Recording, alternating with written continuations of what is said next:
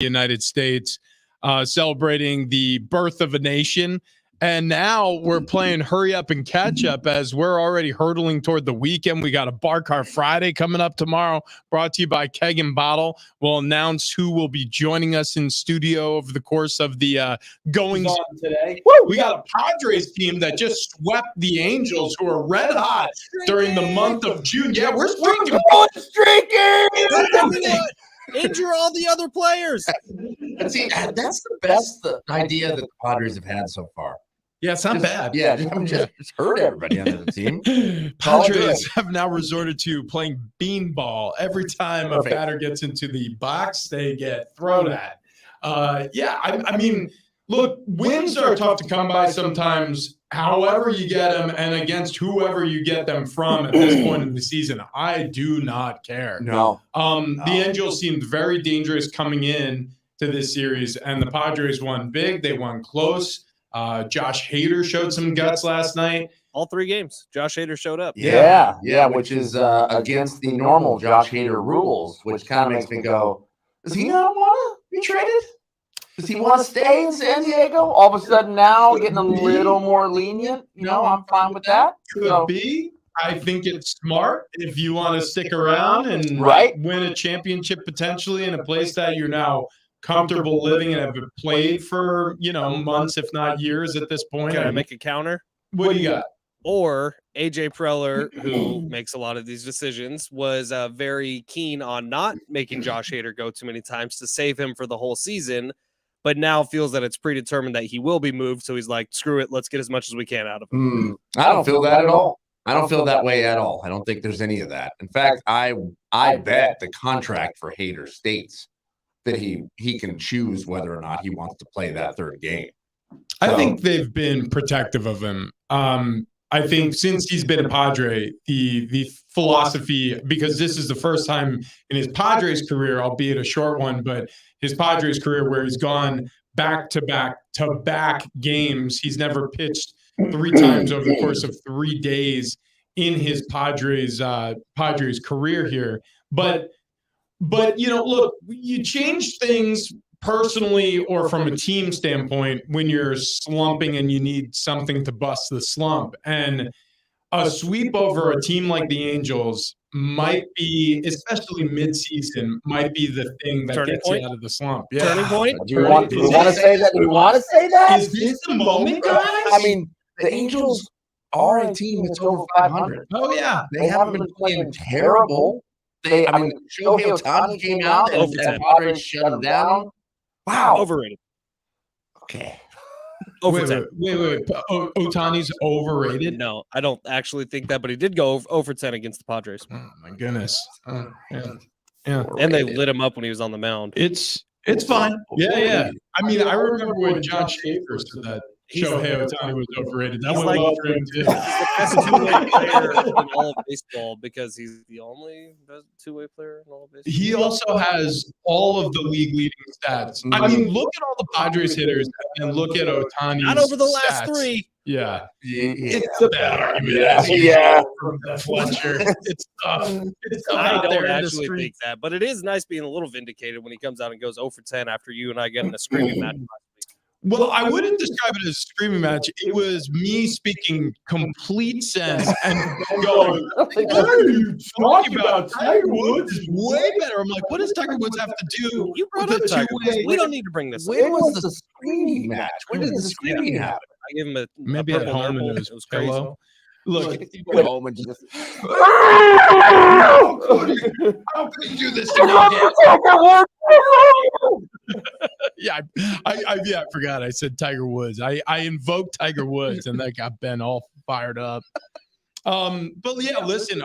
They actually made good work of an injured Ohtani, which they needed to. I mean, when you have an opportunity like that, you got to strike while the iron's hot. If their best players hurt or 2 best players are hurt, get those wins because they have not been easy to come by for the Padres. So getting a sweep of a series is a huge momentum buoy, especially when you're heading into a series against the Mets, who unfortunately are on a little bit of a tear of their own.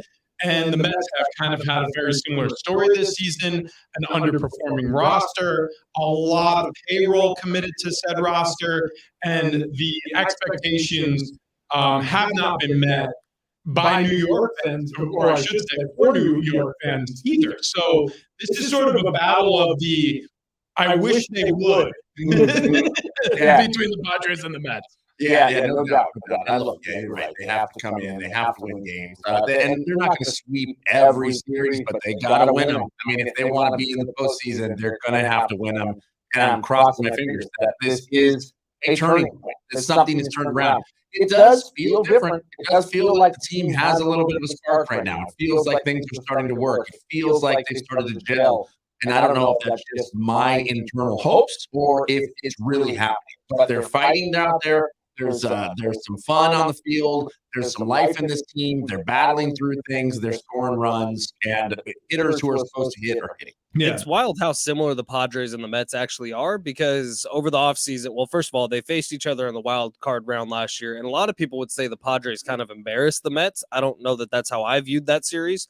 But then going into this season, they won the offseason. Both teams did. They made huge contract obligations for the future. They have two of the highest payrolls in all of baseball, and they come in and are largely disappointing from the get-go until like the last week and a half. Both teams have kind of stepped on the gas a little bit and started to win games, both against good teams. The Padres taking down the Angels 3 straight. The Mets, I don't know if you guys saw last night, they beat the Diamondbacks again. Both of those teams, the Angels and the D-backs, have played pretty good baseball all year long. And so now the Padres and the Mets are going to face off with each other. And I got to think this is going to be one of the better atmospheres that Petco Park has had all year long, in which Petco Park has been on fire all year long. I can't wait for this weekend. I'm going to the game tomorrow night. Yeah. And I think it's going to be awesome. I can't wait for Petco. Yeah. Well, that's the thing. Petco Park, the fans, haven't disappointed at all. The Padres have been a disappointment. In fact, I'll say this, the first inclination that you're having a really bad season is when you have a lot of expectation, a lot of people excited to go to the ballpark, sellout crowds, and you start hearing boos, which the Padres have heard at home recently. Right. But things have turned around in a big way during this homestand against the Angels. The Mets, to your point, they went on an absolute skid where it was very similar to the one the Padres just came off of, where they lost, let's see, count them, 1, 2, 3, 4, 5, 6, 7, 8, 9, 10. They had lost 8 of their previous 10 prior to going to San Francisco. Game 2 of that San Francisco series, or I should say when they hosted San Francisco, they started winning and haven't stopped. So they're on a 4-game winning streak after losing 8 of 10. Padres very similar. They went on that 6-game losing streak, and now I believe they're up to 5 of the last 6 they've gotten wins. So the Padres, they're hot. The Mets, they're hot. And like we just said, both underperforming, highly paid rosters that really need a boost here. And this is a great opportunity for the Padres to get right. Now, the Mets have to face the Diamondbacks today before they head out to San Diego for a nightcap on Friday night. That series gets underway over the weekend at Petco Park. And you've got some things to be excited about, because not only have the home crowds been good for Petco, but it's a weekend series. And also you got Manny Machado making history this past series. He hit a dinger. It was his 12th of the year. His 66 home run at Petco Park, making him the sole leader in terms of home runs at that ballpark.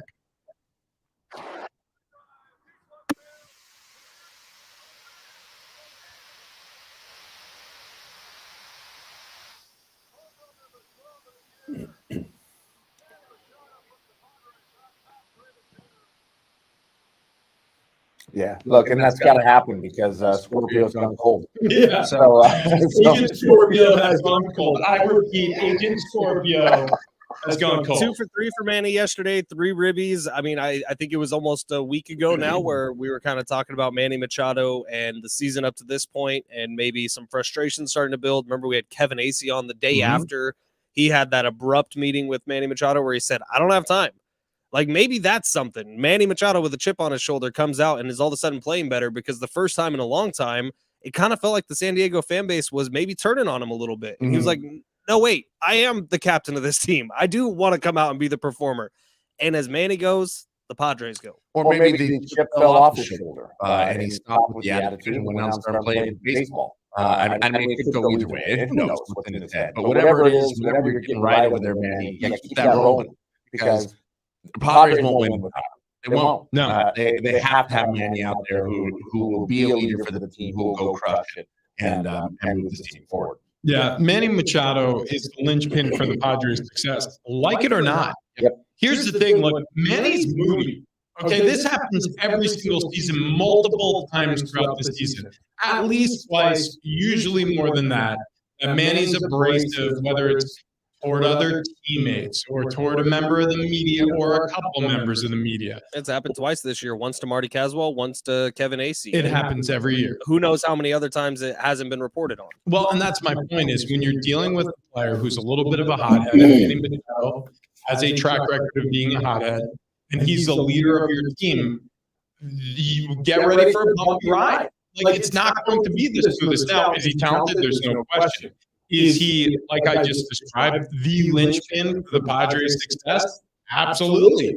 But is it also going to be a little bit untethered at times? Are you going to feel like the Padres are a bit listless as he collects his head about himself? Yeah, because we've seen that time and time again with Manny Machado. Yeah, and I mean, I don't know. And look, anything that you do, anything that you're pouring your heart and soul into, whether it's playing baseball or fixing a kitchen sink, if you're frustrated with something, you get angry, especially right after something went wrong. So I mean, I get it. I get you're angry at a reporter who walks into a locker room and tries to ask you a question because you're not happy at that moment. The unfortunate thing is you gotta be Manny. You gotta try to find the spin because you are the leader, because you are the lightning rod. One of the lightning rods, I would argue Tatis and Soto are there as well, but you're one of the people that has a spotlight on you. So you're going to have questions asked. You're going to have just a couple lines tucked away, ready to go at any moment. When somebody asks you a question, you can pull that line out and everything seems happy and simpatico.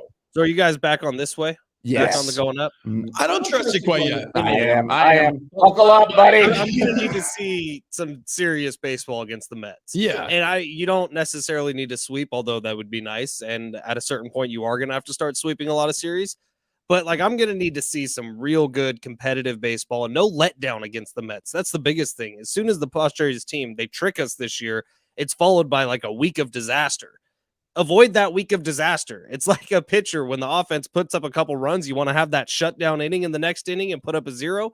Put up the 0 this week, Padres, this weekend. Make this cement yourself as a serious player this year. Yeah, I was playing hide and seek with the kids last night at the house. Oh yeah, and dude, it is out of those little preteens, hysterical preteens, and we're not even close to those teen years. I don't even know what that is or what that looks like.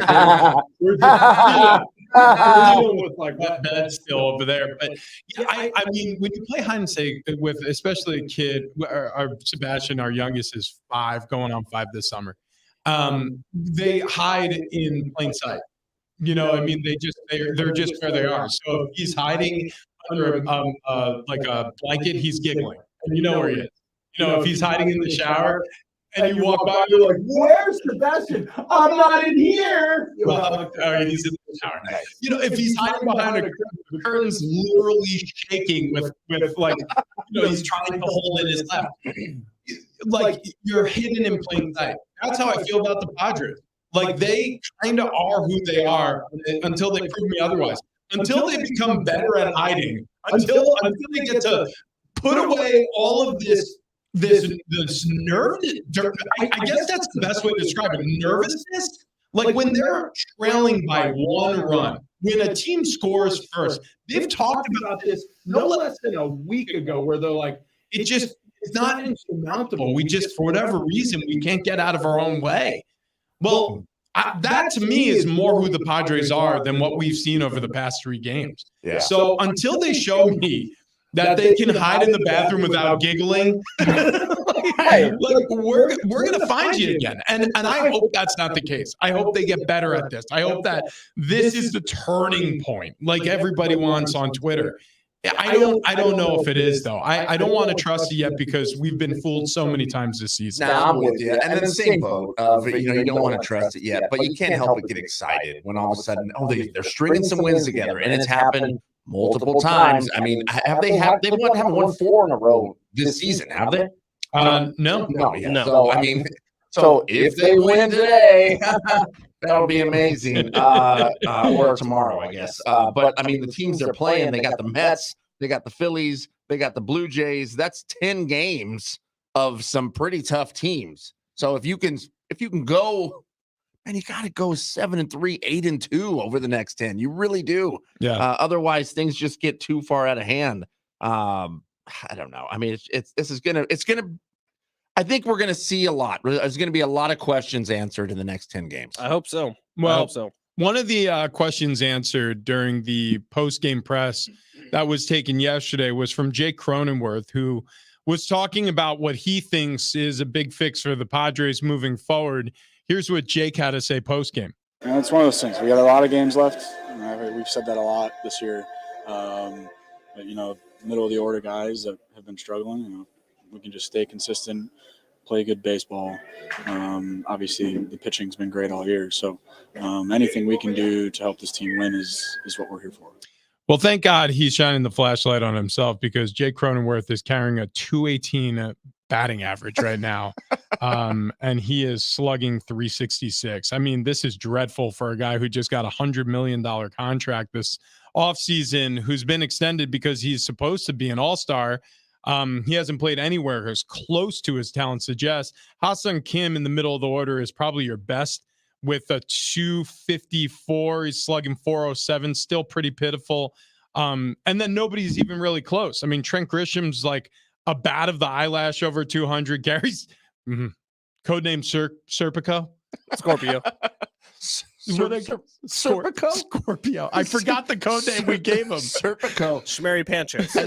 Blurry Sandbadge. Like Serpico was like a G.I. Joe from 1986. I think it's a character from Super Smash Brothers.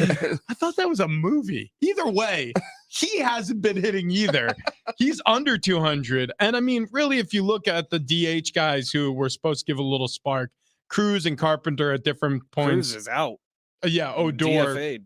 They were all, I mean, they have been all or were all just not effective enough throughout the course of this season. 913 on the text line has a lot to say. So we'll start with this. Travis, you're looking good in that all green Brixton hat. Thank you. Very monochromatic today. I like it. Yeah. Okay. You look nailed good. it. All right. The other one from the 913. Thank you, everyone.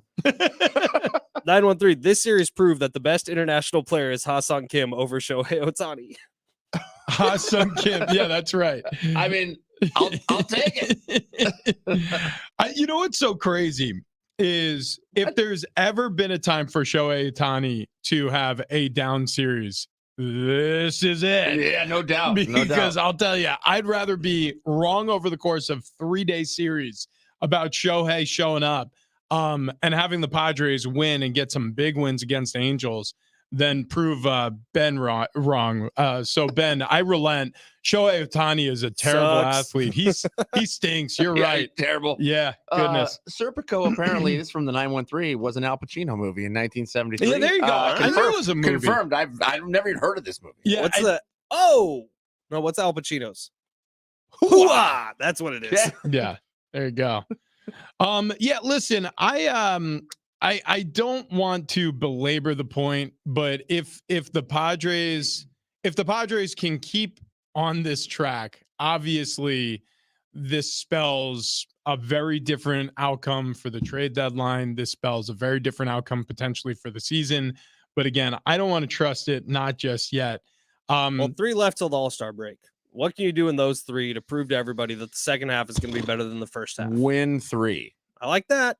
I mean, to prove the second half is going to be better than the first half, I don't even know if winning 2 is. I don't even know if winning 3 is proof that it's going to be better in the second half. It's gonna take more than 3 games. So that you're just gonna have to keep winning. Yeah. I mean, win and win and win. I mean, that's it. You don't have a choice now. If they go on a 6-game winning streak heading into the All-Star break, that means that they've won 7 of the last 8, And that's coming off of one of the worst stretch of the season. So this is Jekyll and Hyde. I mean, frankly, whatever you thought of the Padres during the losing streak before the break, you kind of have to feel the same way about the winning streak in some ways right before the break. Which is, I don't know. Well, right.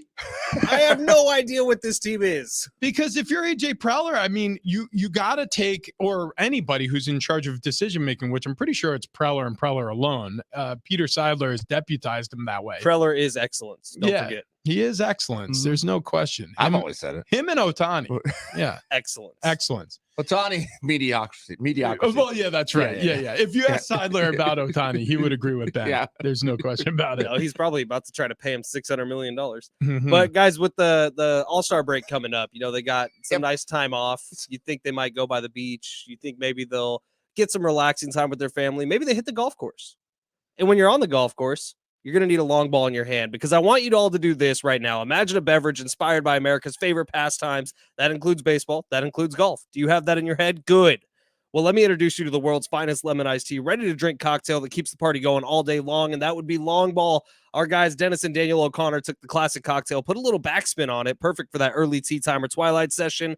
I'm playing golf today. I'm playing golf Saturday. Both times I'm going to have the entire crew drinking Long Balls. I wish you guys were out with me so you could enjoy this beautiful lemon iced tea with a little twist, a little alcohol in it. Crafted in San Diego, January 2023. Long Ball is a shareable, crushable canned cocktail. Just 3 ingredients, 123 calories, just 5 grams of sugar. Long Balls have that clean, refreshing finish that'll keep you in the game all day long. Visit longballshooter.com. Now, we got this news yesterday from Dom.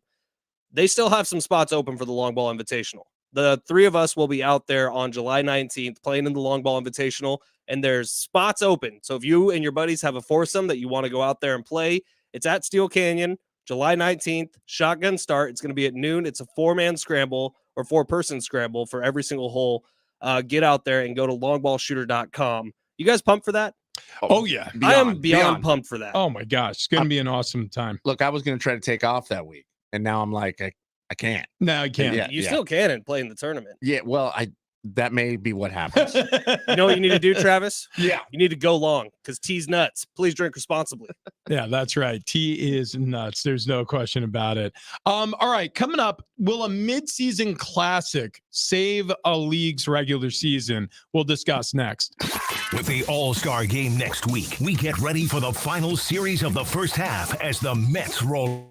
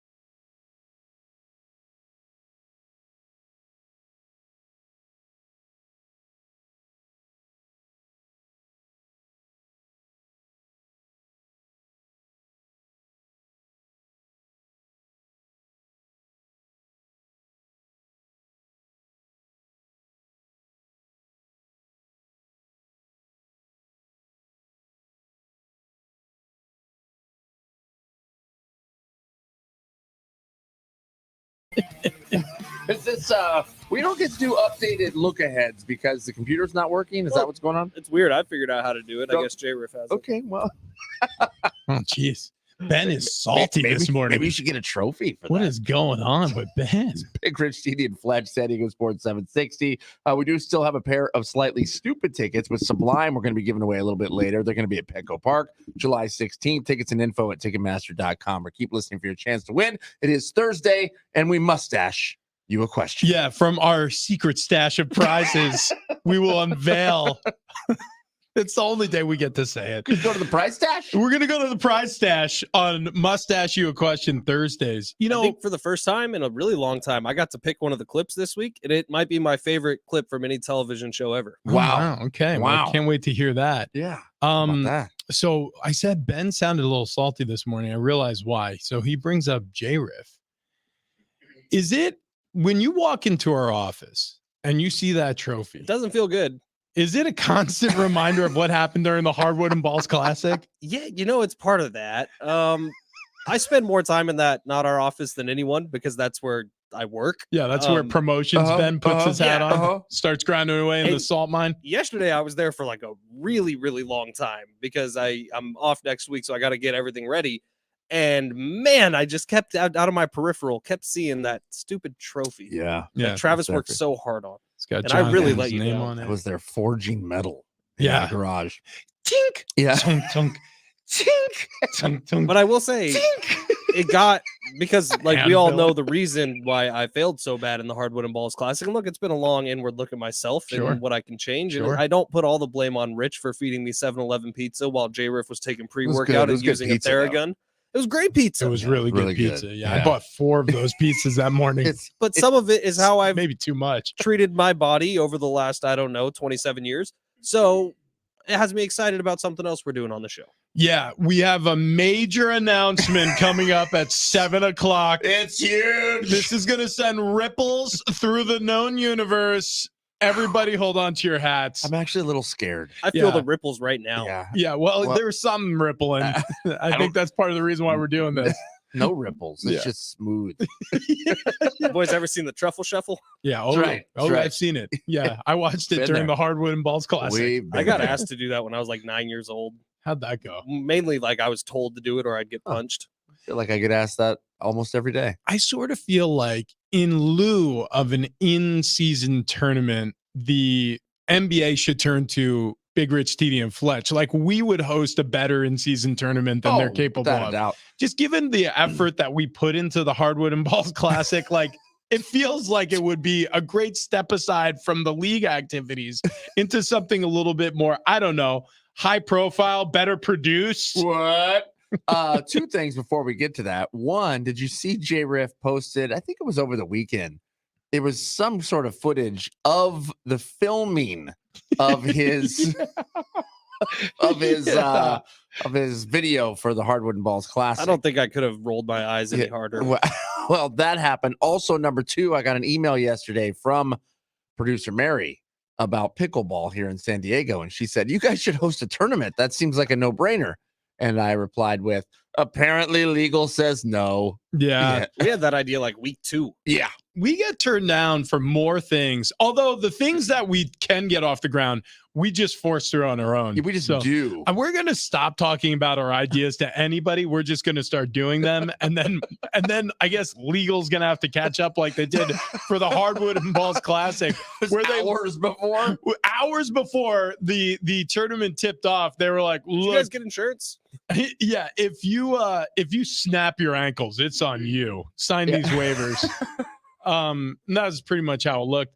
The reason why we bring up the Hardwood and Balls Classic is because again, it was like our midseason tournament, and the NBA is doing the same thing to, I guess, save their regular season. They have inarguably the most inconsequential regular season, and it's not even close. Major League Baseball is bad, how many games they play versus how many teams get into the postseason, but the NBA is ridiculous. You have 10 teams come the end of the year in each conference, 20 total of 30 teams that can win a championship. That's not hyperbole. 66.666% of the league can win the league at the end of the season. Dumb.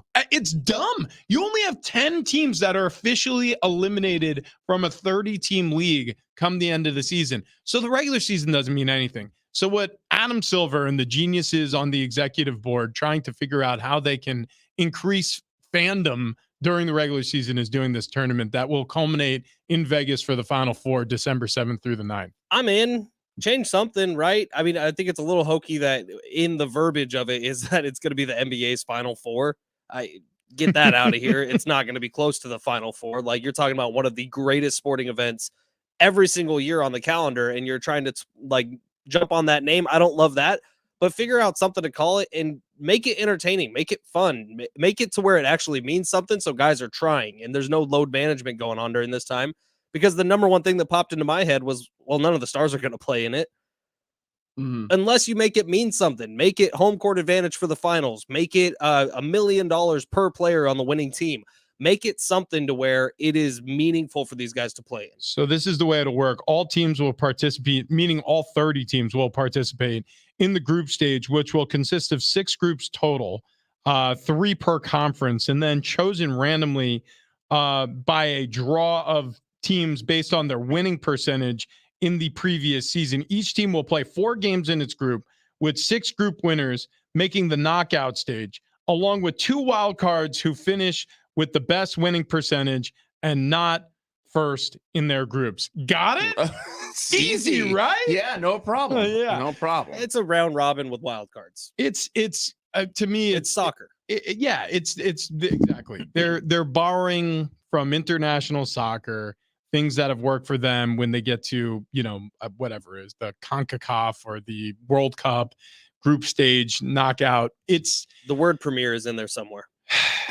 It's possibly. It's so I don't know. I don't like it at all. Yeah, I mean, it has to mean something. I like Otherwise, that it's pointless. They're trying something, because the NBA regular season has been unwatchable for 6-7 years. Yeah, but if this is meaningless, who cares? Why is this? Why are you having a finals in the middle of the season before the finals?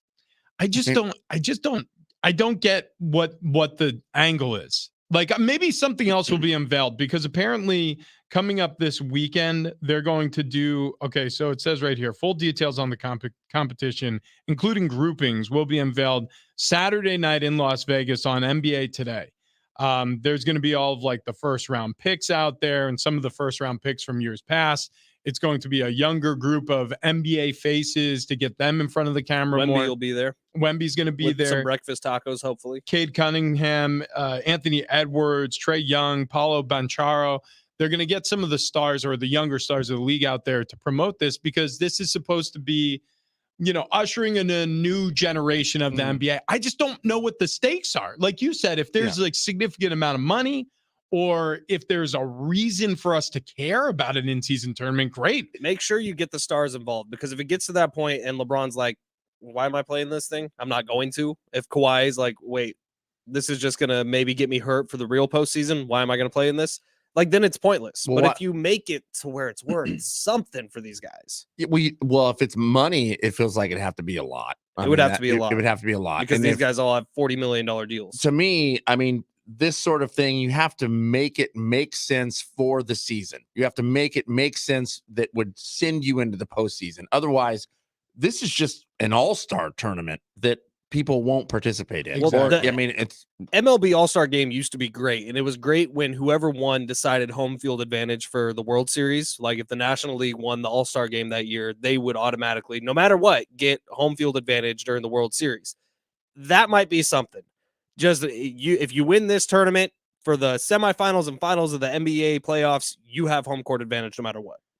Yeah. Okay. Well, right. But at the same token, that again will only encourage like a very slim proportion of the league. yeah. I mean that's my point is like, okay, don't get me wrong. I'm all in favor of new ideas and fresh ideas. Trying something. Yeah. Trying something. But it better make sense. Like, okay, for example, Adam Silver, I have no idea how much he makes, but like league commissioners make tens of millions of dollars to be league commissioners. You're telling me this is the best idea they could come up with? I mean, tens of millions of dollars in salary a year. That means by year 10 of doing this job, he's earned 9 digits. Mhm. Like, this guy is getting paid handsomely. And this is the best idea that him and the competition committee and the NBA could come up with. This isn't going to save basketball. This, to your point, is going to be another exhibition of load management. You're going to have young stars potentially be excited to play in this tournament because maybe it's going to get more eyes the first year in play. I don't know if it lasts because you've got to make stakes for it to matter. Push it to the end of the season and shorten the number of teams that are making it into the playoffs, and then take if it's the 20 teams that are going in, 8 teams are in. Now you have 12 teams that go in a play-in tournament. You know what? Yeah. You just described the playoffs. Yeah, I know exactly. but instead of it being like a multi-game, like make it one and done. Yeah. So every game matters. Saturday night when they do this big announcement show, the only advice I would give the NBA is take the mic away from Adam Silver and give it to Anthony Edwards. That dude is electric. Yeah, I love Anthony Edwards. Do you remember Paolo Banchero? You said his name, and so it popped into my head. That F1 race he was at, and the dude who was doing sideline reporting for F1 thought he was Patrick Mahomes. Yes. yeah. He Hey, started. Patrick, what are you're Travis Kelsey? His name's not Kelsey. What do you think about that? Yeah, it was very, very funny. Yeah, I don't know, man. Again, I like fresh ideas. I think leagues do need to change things to catch up with the times, but I just don't know if I see how this is going to work. Maybe there's more that they'll unveil this weekend. We'll certainly update everybody with what we learn over the weekend as this gets unfurled for real. But yeah, I don't know. At least in concept, it doesn't sound like a good idea. In concept, to me, it just sounds like you've taken the All-Star game and turned it into a tournament. Yeah. I mean, yeah. If Saturday they come out with some mic drop moment that's like, oh, this actually looks pretty cool, then I'm in. Yeah. Unless that happens, the losing team dies. hey, Squid Games NBA. I'm in. You wanted stakes? We're playing Red Rover with machetes. Sometimes Send Wemby on over. Sometimes the hardest hits happen off the field of play. We'll explain coming up next. It's John Schaefer. I don't think that they would go to the Pac-12 to pay that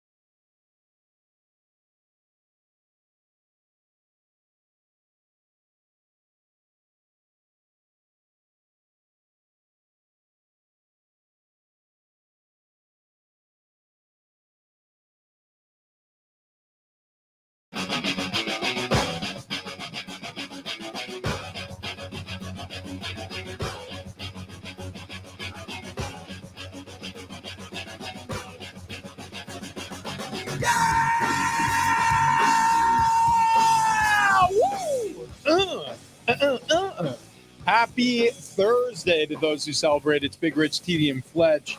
And it is a massive Thursday. It is an interesting Thursday. Yeah. It is an important Thursday in terms of, well, shoot, the Padres, the streak that they've just come on. The fact that we got the Mets coming to town, that's going to be an interesting series over the weekend.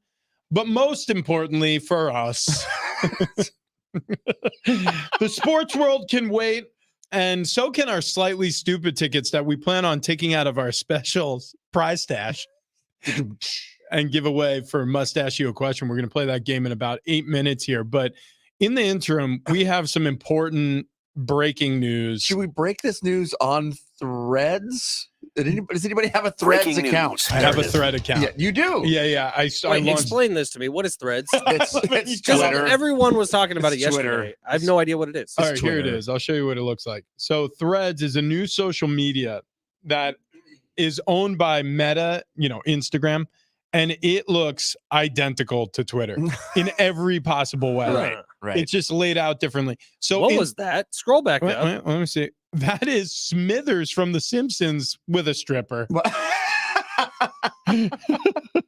Wow. Well, what do you call it when you thread? Is it threaded? Is it sewn? I mean, like when you send out a tweet. Oh, good Yeah. point. I did a lot of sewing today Yeah, on Threads. somebody said something like you just got your carousel liked, and I'm like, what is my What? carousel? That And sounds dirty. So who wait. is doing Yeah.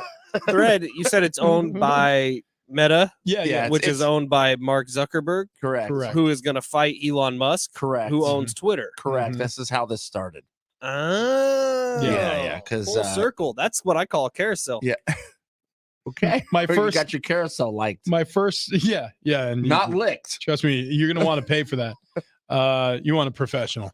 This is My your first thread? my first thread was, I'm just here so I won't get fined. All right, Marshawn. Nice work. It's got 7 likes, guys. Hey, nice. Pretty I'm good. trending on Thread. Look, 7 likes may be every single person on Thread. It could be. New social don't media, know. new us. Should we go with that? Yeah, could I be. mean, yeah, Maybe we should start yes. threading. Also could be, because my wife was like, "You're gonna die." Right. Yeah. So we together have come up with a lot of good ideas. This is And the worst one by far. This This- is a dumb idea. I don't like this idea, but we're going to do it mainly because our wives are tired of looking at us. Well, no. So we got this idea actually from, I believe it was Haley who first uttered the words. Yes, it was. It was, and I can't remember exactly why. Yeah. Other than something occurred of exercise in some manner. So Haley Dale, Travis's daughter, was sitting around and she just blurted out, "You know what you guys should do is next level fit guy stuff." And Travis, it was like an earworm that Travis couldn't get out of his head. So he brought it to our attention. And we're like, what does that even mean? Yeah. I don't know. How do but we- it's provocative. And it gets the people going. We're like, how do we do that? Like, how do we incorporate pancakes into that? And you can't really. Keto Yeah. pancakes. Well, no, yeah. So we thought it'd be fun if we did some next level fit guy stuff, and we maybe try out some fad diets or try some healthy options that are supposed to be good. This is coming together for the first time as we speak about That is it. correct. What we're planning on doing is somehow trying to turn. We're like, we have this huge announcement, and we literally are I like, am not how should we dieting in announce it? Mexico. Wait, okay. I will not do it. Wait, Oh, no. wait, whoa, Han whoa, Dolce whoa. is So- going in this body. but possibly dying. in Mexico. Mexico. That is true. Yeah. Cartel. Why would you even do this? Well- No, I'm just saying diet is die just with a T. That's a good point. Mhm. This is a solid point. Our thought process here is, how do we evolve? How do we make this a little bit more interesting? Because over the course of the 9 months we've been doing this show, we've basically given each other coronaries with the amount of butter that we've cooked with Mhm. and the creations that we've come up with on Tuesdays. And we've all gotten much fatter as a result. We tried to make cinnamon rolls with chocolate chip cookie dough. We certainly did. Tried. And we didn't necessarily fail. They were undercooked, but Yeah, they yeah. were cinnamon rolls. It did not stop us from eating them. I thought they were good. They Like weren't, liquid. they weren't bad. They just were mostly warm dough. Yeah, that was a TikTok thing. I saw it on TikTok. It worked. All right, so what almost. are we like putting a goal weight attached to this? Oh, I don't know. I mean, again, we've got to morph this into something that makes sense for. I'll do the carnivore diet. Just eat bacon, breakfast, lunch, and dinner. Well, see, that's an idea. So the carnivore diet does sound well, but the thing is, carnivore diet means only meat, right? Yeah. Just meat? I could do that. Maybe we could do that for maybe a week. You want to try to do that maybe? Like we could try a new diet every week, and then Tuesday we can bring something in to highlight that diet. Good There's gotta idea. be enough Next diet. week, I'm Yeah, going to do a diet of tacos. Well, yeah, you're going to be in Mexico. Imagine though, wait, you could do carnivore diet in Mexico? Yeah, But you totally tortillas. could. Yeah, tortillas Oh, though yeah, there. yeah. Maybe we Let's see how sad he was. But Maybe- tortillas. maybe we do the tortilla diet next week. Is there a tortilla diet? I'm going to look it up right now. There's got to be one. I'm pretty sure tortillas are just carbs. Oh, That's yeah. all they are. It's just flour and lard. Tortilla diet actually came up. Holy cow. A Tortilla delicious, diet. nutritious way to lose weight. The tortilla diet is a low-calorie, high-fiber diet that centers around the use of tortillas as a staple food. Tortillas are very versatile and delicious, and they can be used in a variety of dishes from breakfast burritos to veggie wraps. Pretty Dude, sure I've been what? told Wait. before, like tortilla is one of the more fattening foods you There's can eat. no way. We've been bamboozled for Yeah, years. What is going on? How about this? Like, okay, so tortilla diet recipes include breakfast burritos with scrambled eggs, black beans, avocado, salsa wrapped in whole wheat tortillas, Do all that. chicken fajita wraps, vegetarian quesadilla. Oh, Did they wow. say anything about deep frying tortillas and using them as a vessel to transport salsa to your mouth? E guacamole? Guacamole. This is the best diet I've ever found. All right, but you're on the right track. So we do carnivore diet. We do what are the keto? Keto, we could do. How about this? Is paleo a thing? There's a thing where it's paleo. Paleo? Did you say paleo? Like the Paleo? string cheese? Do I look like I've ever been on a diet Is there before? a string cheese diet? I'm looking I it up love right now. string cheese. String cheese. diet. Yeah, it's Huh. got to be. If there's a tortilla diet, there's a string cheese diet. 100%. What if we find a That's part of the nutritionist keto diet. like we found Oh, yeah. the lady who talked to dead people? Oh, the medium. Yeah. What's What if her name? we? Becky? Something like that.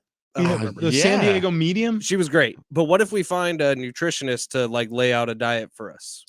That's actually that's a great idea. We could bring in a nutritionist, and maybe maybe when the nutritionist comes in, we can pepper her with "Is there a string cheese diet?" Yeah, For absolutely. example, Kelly Fisher. Kelly Fisher, the San Diego medium. She might be able to help too. We could get her on because we're all looking to be mediums. Right now, we're extra large. We need a caller for mustache. I'm not- 844-570-1360 if you want to play. Get us off this diet talk. It's gonna spiral. 844-570-1360 is the number to call if you want to win slightly stupid tickets right now. So 844-570-1360. We must ask you a question. Yeah, in the meantime, while we're waiting for callers, I really kind of like this idea. Like we can make physical challenges for each other. Oh, that's a good call. Almost like that old show on Nickelodeon. Do you have it, Guts? Double dare. Or Do not Double make Dare. me run a mile. We'll climb the Why? aggro crag. Why can't you run a mile? He said he can't do it. Can't- Well, dude, Come on we now. I watched can him. run a mile. It might take 30 minutes, but I'll get there. We watched him on the basketball court. I was worried about his heart. Yeah. To be honest with you, That's there was a point where he was breathing Yeah. on the bench, and then he just stopped moving.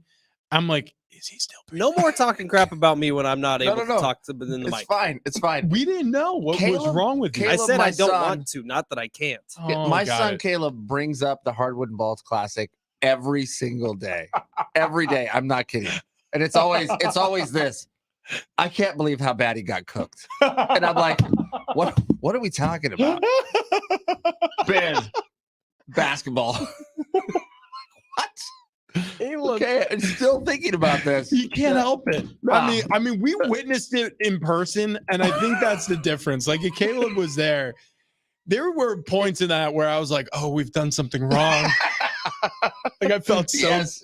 guilty Yeah, absolutely. for putting him up to that. Look, it's Thursday. Can we ready to get to that?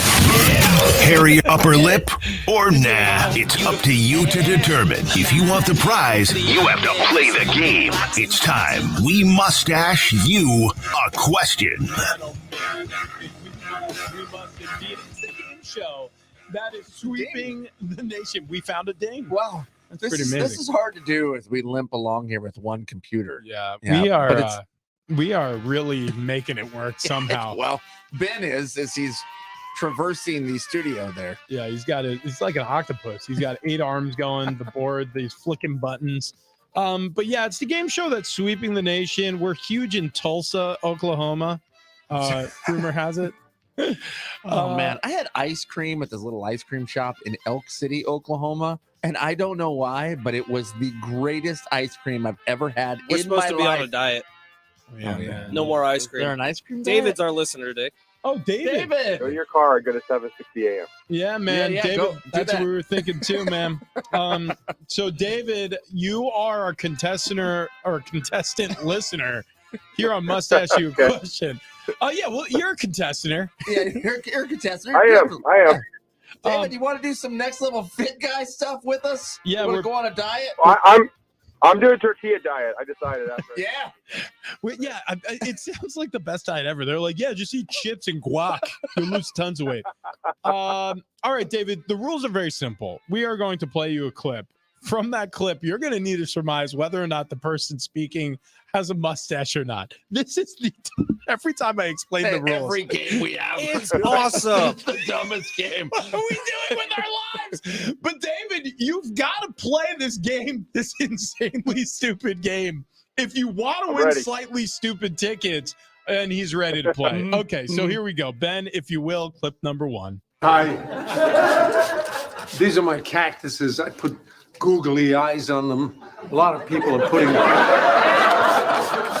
googly eyes on their cactuses nowadays. I think it's because cactuses are dangerous. Cactuses have pricklers that can stab you in your hands, your throat, your face. So you need to know where you stand with them at all times. The only My God. Yeah. I could listen to that man talk All day. long. All right, Yeah. David, you've got to determine whether or not that person speaking has a mustache. What say you? No. Yeah. That is correct. He did it. That was Christopher Walken. Yeah. These cactus, they have googly eyeballs. So you know where you stand with the cactus. I love his cadence. It's unbelievable. Same. And there's no one else on earth with it. Like, where did it come from? I've heard people tell stories about him. He's like, if I could have anything, I'd want a tail. So people know exactly how upset I am with them. Like, what? That's a direct quote. That's fantastic. Okay.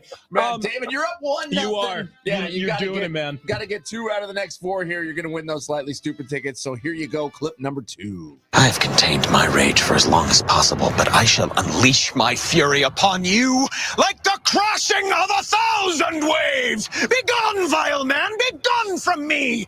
A starter car! This car is a finisher car! A transporter of gods! The golden god! I am untethered and my rage knows no bounds! All right. Was that Ben? I think that was Ben. I stand atop the bed of me, ye Tacoma. All right. So, David, we must ask you a question. Does that speaker have a mustache or not? Oh. I'm gonna say yes. No, ouch, kabibble. That one stings. That was Dennis Reynolds from Always Sunny. Mm, That was the clip that Ben thought is the best clip we've ever had so far. How about that? it's a good clip. He's nodding his. Yes, absolutely. That show is so funny. It's in fact the best clip ever. Ever. Wow. Ever. She's 1 done and it. 1, 1 and 1. No big I deal said here, my David. favorite. Doesn't have to be your favorite. I said it was the best. Thank you. Shut your mouth. We call it the Shohei Ohtani of clips. Yeah. By the way, is a terrible athlete. Just ask Ben.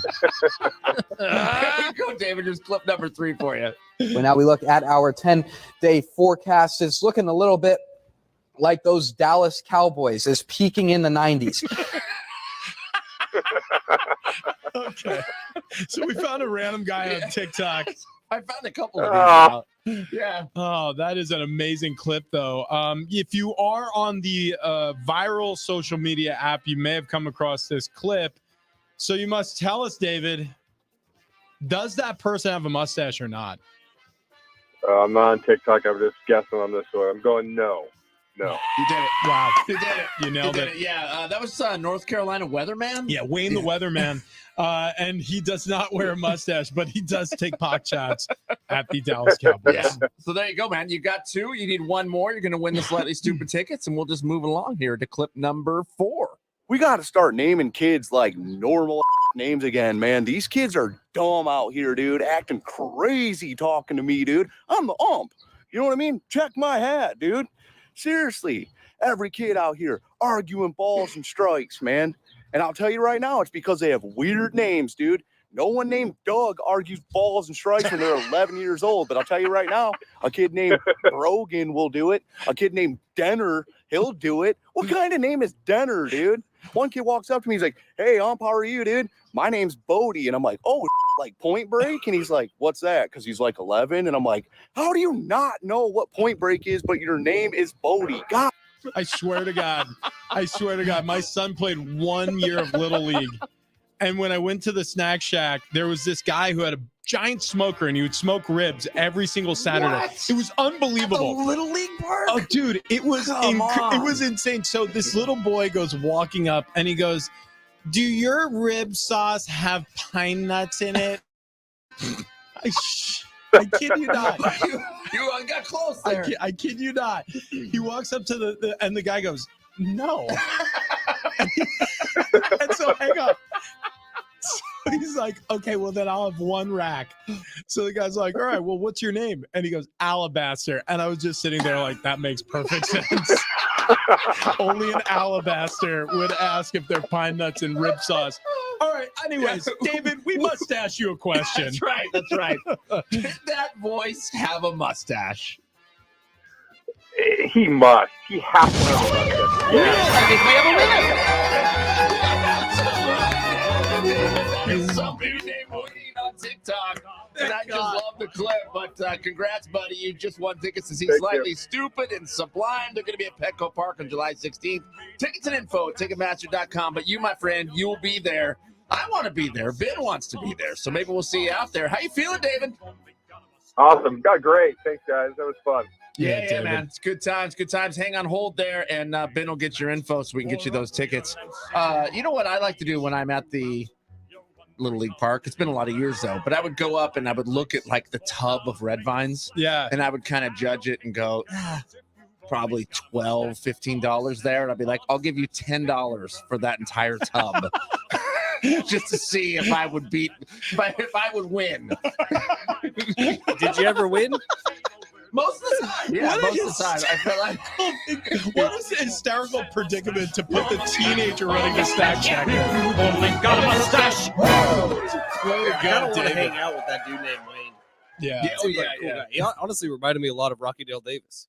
Dude, I can't tell you, you will go through this, and you went through it with naming your children. It is the most treacherous thing you'll do with your wife. Alabaster's out. without a doubt. Oh, yeah, this little kid. I mean, he said it so kind of Alabaster. And I was just like, well, yeah, that is a question for an Alabaster. And your mom's name is Carrot. Well, what's wild is when your wife gets pregnant and she's about to birth a child, the names that I don't know if it's the hormones. I don't know. I mean, like the names that Anne started coming up with, like there were points where like we were really down a road where we're going like into like the Tucker world and the like the like naming them after primary colors like Blue. Let's name it Blue Warmberger. I'm like, no, we're not doing that. We're definitely not doing that. That is a bad idea. I mean, like it was wild. Like I mean, you get some serious. Like I'm like, what about Joe or Jack or John or Sebastian? Dave? Yeah, I did those same things.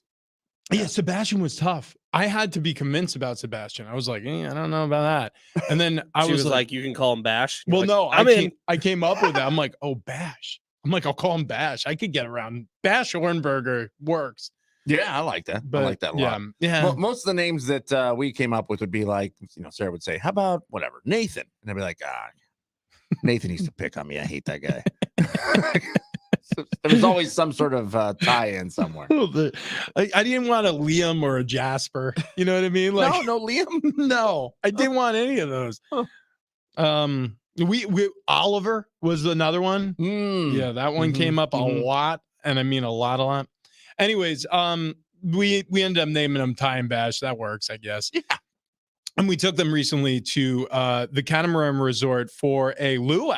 Okay, so if you haven't made summer plans yet, if you're still kind of trying to figure out how to kick off the summer, this is a great way to do it. Sunset Luau's on the bay at the Catamaran Resort. They have them on Tuesdays and Fridays. It goes all the way through until September 1st, but book your luau now at catamaranluau.com. They have all-you-can-eat buffet. I mean, unbelievable. They do the pig roast. They have the authentic island music. They got the hula dancing, fiery torch performers. If you want to see all of this, what it looks like, if you got to convince somebody at home, go to my Instagram at Rich Hornberger. I posted it on my story highlights. You could check out the whole thing. They got a volcano that erupts with confetti. The kids really enjoyed it. And you can upgrade your experience to a Kahuna VIP. That's what we did. You get closer to the stage. You get the flower lay and the Mai Tai as you walk in. It's really, really cool. So again, if you're looking for something to do this summer and you want to take the family out, Sunset Luau's on the bay at the Catamaran. Highly, highly, highly recommend. Okay, coming up next, Cam Inman with the Mercury News covers the 49ers. We'll do our next NFL preseason pit stop. That's next. Big Rich, TD, and Fletch.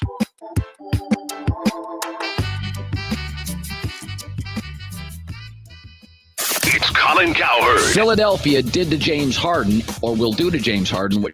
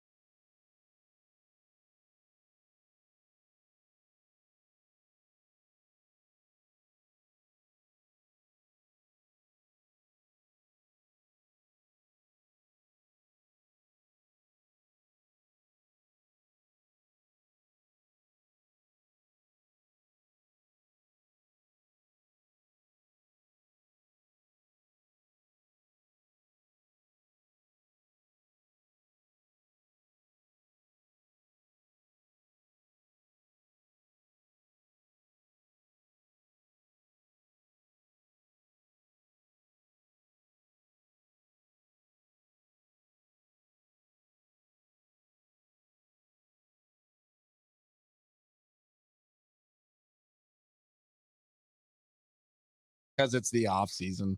Yeah. That's right. I mean, yeah, in terms of speculation, right? I mean, there is nothing but that going on in terms of the 49ers and who's going to start and who's going to shine at quarterback for the Niners. So, yeah, like you said, you can't stand it, but you kind of have to do it and sit there and ponder. What is the quarterback situation going to look like in the Bay Area when training camp opens? It is. Nobody does quarterback drama like the 49ers, and we can go back decades, right? And this is, I mean, I thought last year was crazy because you had Jimmy Garoppolo kind of in limbo, throwing on a side field while Trey Lance had taken over the reins. And then Garoppolo stuck around, fortunately for them, and helped get them rolling until Brock Purdy took over. So the question is, is Brock Purdy going to be ready to go? It's, they have 3 weeks to get, he's in Jacksonville in a throwing program right now. So you have 3 weeks till camp, and then camp lasts, 3 more weeks. So the question is he going to surface at all during training camp practices? Is he going to be cleared enough to throw during camp? Or do they just push him out all the way until the regular season practices kind of start in late August, early September? I'd probably kind of lean more towards that way, and you're going to see Trey Lance probably be the QB1 at the start of camp, as he was most of the off-season program. And then, the Orange County boy, Sam Darnold, has come in. He's impressed. But it's a pretty big, complex offense he's got to pick up and learn. So, I mean, a lot of national reports you've heard all off-season is, Sam Darnold, he could be the starter in week 1. Well, the only way he's going to be the starter in week 1 is if Trey Lance really falls flat, because they invested a lot of time and preparation aside from the draft capital. And Lance, everybody still likes him. And he's had to overcome a lot of injuries. So if he's fully healthy and ready to live up to, his promise, and I would imagine he's going to be the quarterback for most of camp until at least Brock Purdy comes out healthy. Do you think Brock Purdy is the guy for the whole season, or do you think one of these other quarterbacks step up and take over? No, I think what Brock showed last season, and he came in and he won 7 starts in a row, and also the game he replaced Garoppolo against Miami. So he essentially won his first eight games he played, and it's not that he was lighting it up throwing for 400 yards, but they were scoring a ton of points. They were scoring like over 30 points a game with Brock Purdy, and he just had that knack of being able to escape the pocket and finding George Kittle and throwing it to Brandon Ayuk when he needed to. And when Christian McCaffrey was on that team, it's a whole different team. So I think they really like what they saw in Brock Purdy, and that they would be rolling with him as long as he's healthy. And it's amazing to think that he tore his UCL ligament in that NFC Championship game. They're like, okay, well he's gone for a year, but he took a shortcut path using what's called an internal brace to reattach the UCL ligament, which puts him on a fast track to get back within 6 months.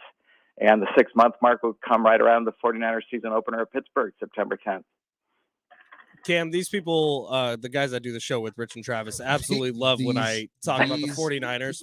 These people. Wait a second. What do you mean when you say non-Niners fans? people? Because I am a diehard Niner fan, Cam. You And son of a. for years, I've been saying Brandon Ayuk's the guy that, after he was drafted out of Arizona, that he would be the guy for the 49ers. Now, Deebo Samuel stepped up in a big way, but Brandon Ayuk had that breakout year last year. Do you see potential for Brandon to even maybe take over as the Deebo Samuel, as the leading receiver on this offense? If you love him so much, you'd know he came from Arizona State and not out of Arizona. the state. That's right. He's got the Sun Devils going. Yeah, no big deal. Sun Hey, Devil. well, I mean, he already replaced Deebo as the number 1 receiver. Ayuk had a 1,000-yard season last year, and Deebo, too. He even said he had an awful year last year. It wasn't awful, I think, in the grand scheme of things, but he thought it was because, his production dipped. Deebo's did, I mean. And Ayuk has been the best player on the practice field the last 2 off seasons from what we've seen, right? That includes this off season and last off season. And then he was the best wide receiver going on the team last year. Can he do it again? Yeah, because he's kind of going into that contract year. The 5th-year option awaits in 2024. So, there's a lot of speculation. Are they going to be able to keep Ayuk and Deebo next year? That's next year. I mean, they got to get through this year, see who stays healthy. Ayuk's hungry. He's got a dog in him. And, at the start of his second season, he and Shanahan were at odds. And after about a month, they had a sit down. The message got across that he needs to be urgent in everything he does other than just catching a ball, but blocking and doing everything. And he took that to heart, and he's been on fire ever since. He got that dog in him. You heard him right there. Bark. I love it. I love it. Hey, Cam Inman joining us here. Mercury News covers the Niners on our NFL preseason pit stop this morning. Big Rich, TD, and Fletch. Cam, okay. So, look, Kyle Shanahan, I think, has impressed as a head coach in this league. There's no questioning that. John Lynch as well, the way they've built up this team over the course of years now, building in the trenches, unbelievably talented defense, weapons everywhere you look on the offense. However, quarterback is the most important position in the league. They drafted Trey Lance and they traded a whole lot of their future to get him. How much is that held against Lynch and Shanahan as we go through this process? Because if they don't win a Super Bowl, and they've been so close now so many times, do you think that one decision is going to spell trouble for their future with the 49ers? I don't because, look what they did. They discovered Brock Purdy with the last pick of the draft last year, right? Yeah.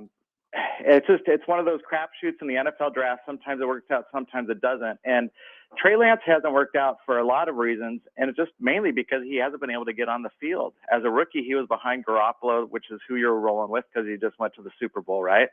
And then he hurt his ankle, broke his ankle in the home opener last year, so he was done last year. So it's not that this guy's a bust. It's just that it didn't work out, and then they all of a sudden discovered Brock Purdy. And, I mean, if you look at the way Kyle Shanahan calls his offense, I mean, yes, the quarterback is the most important position in the NFL. On the 49ers, is it the most important position? I guess so by default, but there's so many other things that Kyle does where he maximizes everybody. I mean, you have the best left tackle in the game in Trent Williams. You have, like we just said, Debo and Brandon Ayuk. Christian McCaffrey, to me, was their offensive catalyst last year, and he really was the one that got them going into that playoff run. And Kyle's just yes, he hasn't won the Super Bowl, and that's going to be held against him until he does. But he's got them in contention year after year to do so. And that's what this ownership sees, and they see how well he works in conjunction with John Lynch. I mean, they're both two San Diego guys, essentially, in the offseason. Kyle's got a place in Del Mar, and John's down there in San Diego, too. So San Diego's got to be pulling for them. Everybody should be rooting for the Niners, right? Besides all you guys. Well, all you guys. Yes, Cam, you are so right. What do you mean, That's you right. guys? Cam, You listen, son of a... Cam, you're my new best friend. Cam, listen, I may know the answer to this already, but how would you feel and would you subscribe to Ben's new podcast, Brock Talk? It's all Brock all the time.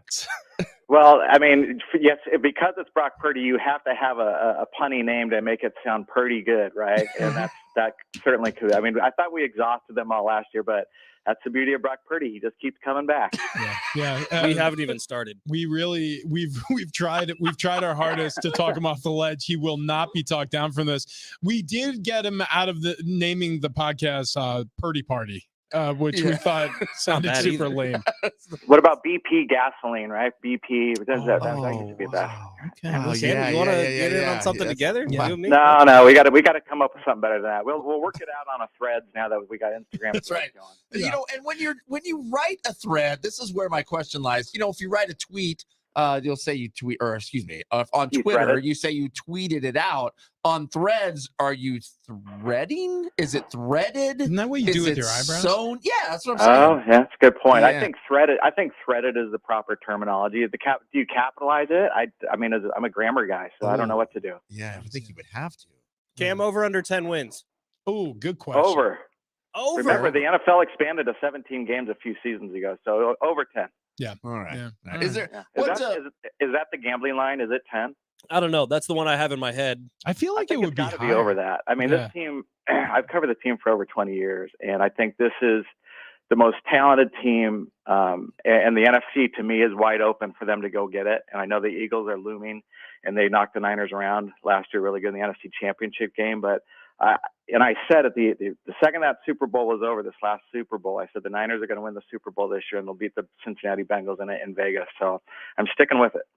Cam, a couple weeks ago, Mike Florio threw something out there that the 49ers and the Rams would be in some sort of bidding war for Kirk Cousins come to the end of this year. No way, right? Well, it's just a recycled take we've done every year because the Niners every year have had quarterback issues, and everybody knows that Kyle Shanahan has had a thing for Kirk Cousins. They've traced back to the Washington days. Kirk Cousins, his time in Minnesota is expiring. So, yeah, Brock Purdy, if his arm doesn't recover well, if Trey Lance doesn't respond the way they could, then yeah, of course that Kirk Cousins would be in the picture. But I think it's very slim because I think right now Brock Purdy's their guy without a doubt. So it's one of those things, when Brock got hurt and I was on the flight home from Philly and we knew it was a UCL, I wrote down 5 quarterbacks who could be in play for this year. And of course, Kirk Cousins was, I think, number 5 on there because you never know. It's like he doesn't have a long-term future right now with Minnesota. He's got the Shanahan link. That's always in play, but I mean, he's getting up there in years. And I think Kyle's found his new guy in Brock Purdy. And if it's not Brock, then it's still Trey Lance until Trey proves it isn't Trey Lance. Well, you got our co-host Fletch all worked up here, so you're going to have to wait on the line. Brock Talk officially launches its debut episode with an hour-long episode with Cam Inman coming up next. No, Cam, we appreciate your time this morning, and we won't bother you again this preseason, but we will soon as training camp gets going. You guys, you can bother me anytime. We'll talk to you later. Everybody have a good day. Yeah, sounds good. Same to you, buddy.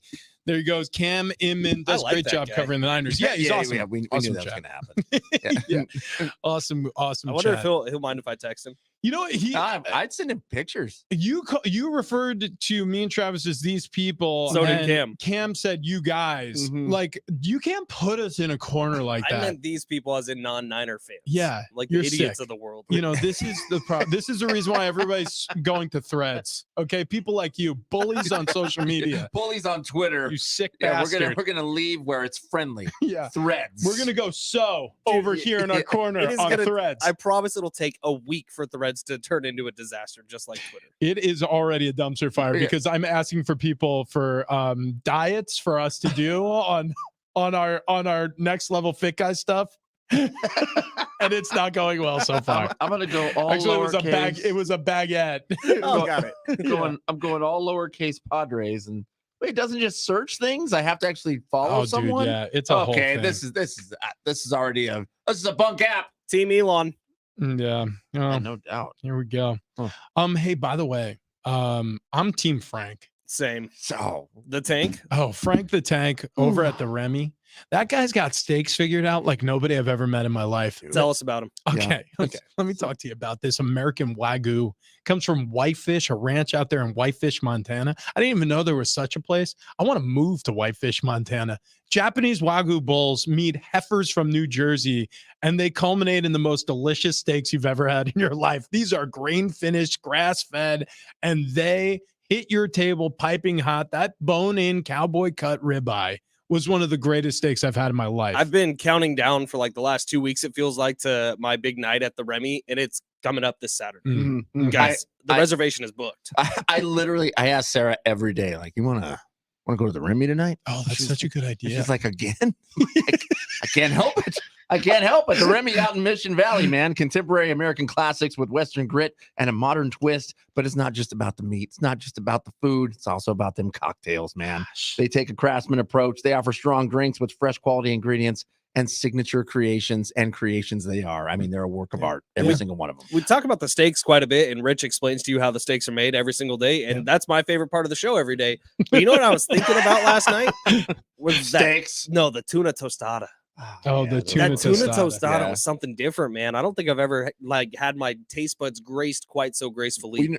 You know what was great is we ate the tuna tostada. And then there was more food that kept getting brought out. We were there for 4.5 hours. That's correct. And then Ben was like, "Hey, can I get a tuna tostada to go?" Well, actually, I don't blame him. I wish you would have done it for Annie too, because that's the other thing. Like, you normally hear steakhouse and you're like, maybe the wife's not into steak. Guys. Yeah, it's not that type of place. I mean, this is upscale dining. This is the way a steakhouse is supposed to be, that has options for everybody. The tuna tostada is unbelievable, but there are fish dishes on the menu as well. Yeah, we dabbled with the steak because, I mean, just look at us. But there are so many delicious items on this menu. the ceviche, the surf and turf tacos. Like we dove into the sea as well. Cruise by there for lunch and get those tuna tostadas. Cruise by there for lunch and get one of those. Was it a tri-tip sandwich? Oh, no. That was just the steak sandwich. Steak sandwich. It's the same Wagyu that they use in their steaks. They use for the sandwich. Come on. Yeah, pick one of those up.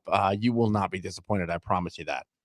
Book your reservation today at theremysd.com. Again, that website, theremysd.com, or call over there because trust me, they're going to book up fast every single weekend. The Remy Steakhouse is our new favorite. And coming up next, do we need this anymore?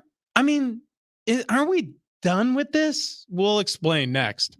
It's John Schaefer and Jim Russell. San Diego State's very upfront about their intentions, what they want to do. Maybe it is no surprise if they end up leading them out.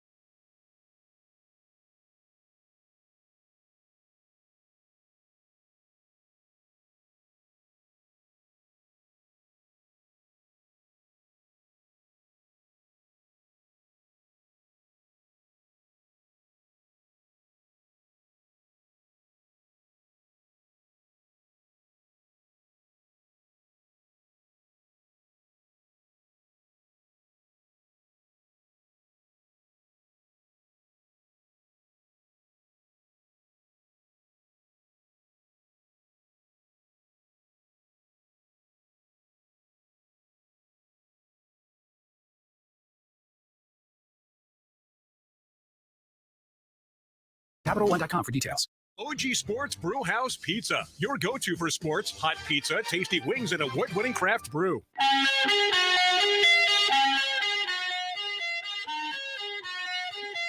So the home run derby is coming back. We'll get to that in a minute, but I wanted just to mention also SDCCU is collecting school supplies to help students in need. You can help us stuff the bus, donate, or round up purchases at any Jersey Mike's subs location in the county, or visit sdccu.com/donate.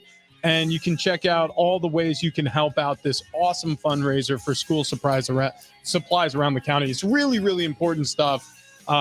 Giving kids, a chance to start the school year right. Is Jersey Mike's on the Next Level Fit Guy stuff menu, or have we started that yet? Because I'm going to go to Jersey Mike's after the show. I think what we should do. I did Jersey Mike's last night for dinner. Did I already break the good. diet? I think officially, Travis and I should start Next Level Fit Guy stuff next week. Right. While I'm in Mexico. And we'll be so trim. And then when Ben comes back, we can make fun of his fat tanness from Mexico. That's right. That's right. Rich, I feel like you look pretty good, man. No, this is the fattest I've ever been. Let's see in your my belly. life. Here, hang on. Look at this. Oh, I like it. Give me a little. Woo, woo. Yeah. Stuff the bus. Let's stuff the bus. We're gonna stuff the bus with Jersey Mike's. No, they have some healthy options on their menu too. I just have never eaten them. Yeah, so I don't know I've what they're. seen I don't them know there. what they look like. I've heard people talk about it, but anyways, I may have to go get a number 13. Yeah, dude. Is that the Italian? That's the Italian. Yeah, I knew it.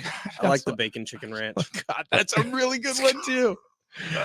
No, but we won't make fun of you when you come back from Mexico. We'll actually be jealous because we'll probably be starving by that point. That is true. That is true. We need tortillas. Yeah, I'll be so sick of tortillas after a week of only tortillas. We're gonna do the tortilla diet while Ben's back. You guys should do that. No, let's get to like as fat as we can be before we start dieting. So next week, check. next week you guys should stuff. No, Stuff the bus? No. We got to do that. I mean, we've made the announcement. Yeah. We got to do it. Well, here's what we could do. Maybe we could maybe we can do a Mexican themed Next Level Fit Guy stuff Tuesday. Next Level Fit Guy stuff instead of fat guy stuff. It already feels weird. Yeah, and it's almost a little sad. Yeah. Instead of us like going nuts about, I don't know, a grilled cheese sandwich with fig and prosciutto in it, we're gonna be like, this piece of bark tastes bad. I thought we were making s'mores with our campfire stove next week. No. What have we done? We have to use the campfire stove. We've ruined our show. This is so dumb. This is a dumb idea. If you listen to the 7 o'clock hour, just delete it from your brain. It never happened. Yeah, we hate it. We hate this idea. I think it'd actually be funny though if we are doing a diet each week. Like the tortilla diet, at first I thought was stupid, but then the more I think about it, like you could put literally anything in tortillas. Yeah. You could put spinach in tortillas. No.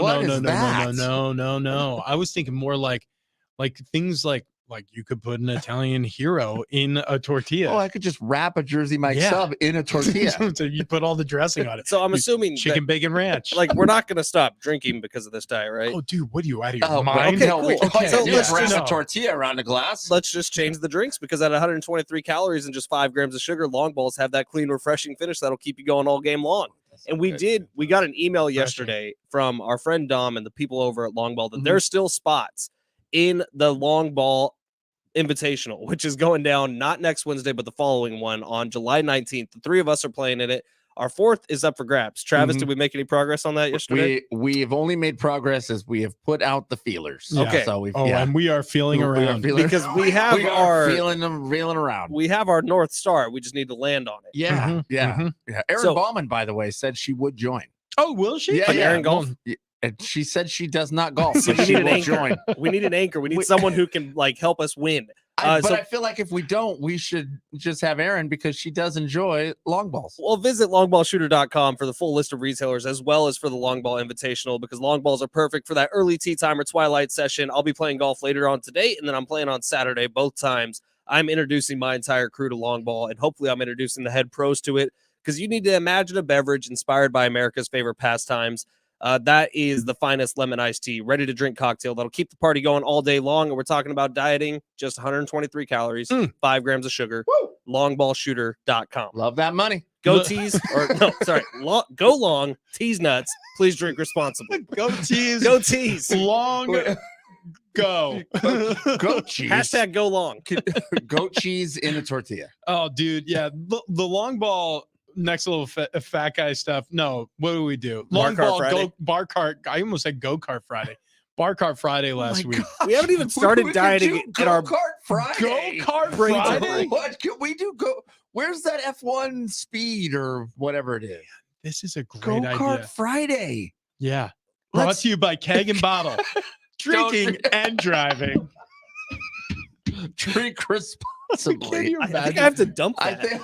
Oh, damn Yeah, it. we probably can't do that. No, That's you fine. definitely can't. Oh, sure you can. What? Sure, Who's sure, saying sure. No on that. All right, Anyways. listen, we got to get back to some semblance of a show. We didn't get to the thing we teased. Yeah, the home run derby. We'll get to that on the other side. What do we do in baseball? Also, we got to talk about these red hot Padres. Reset what the NBA has changed. The NBA. What the hell? I mean, it's baffling. Go to Yeah. break. Okay.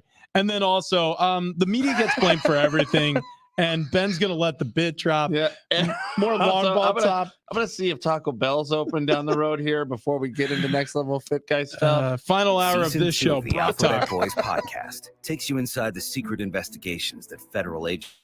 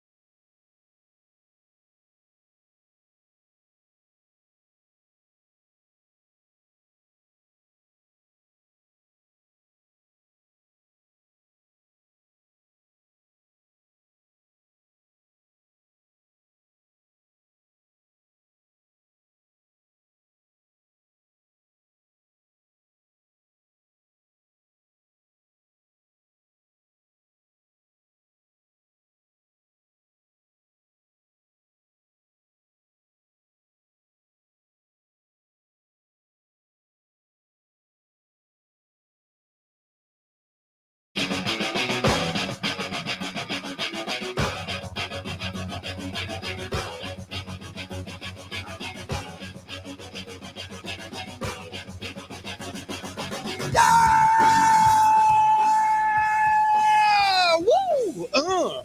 Happy Thursday to those who celebrate. Big Rich TD and Fletch with you on this Mustache You a Question Thursday. We have our winner, David, from earlier. He just won Slightly Stupid tickets.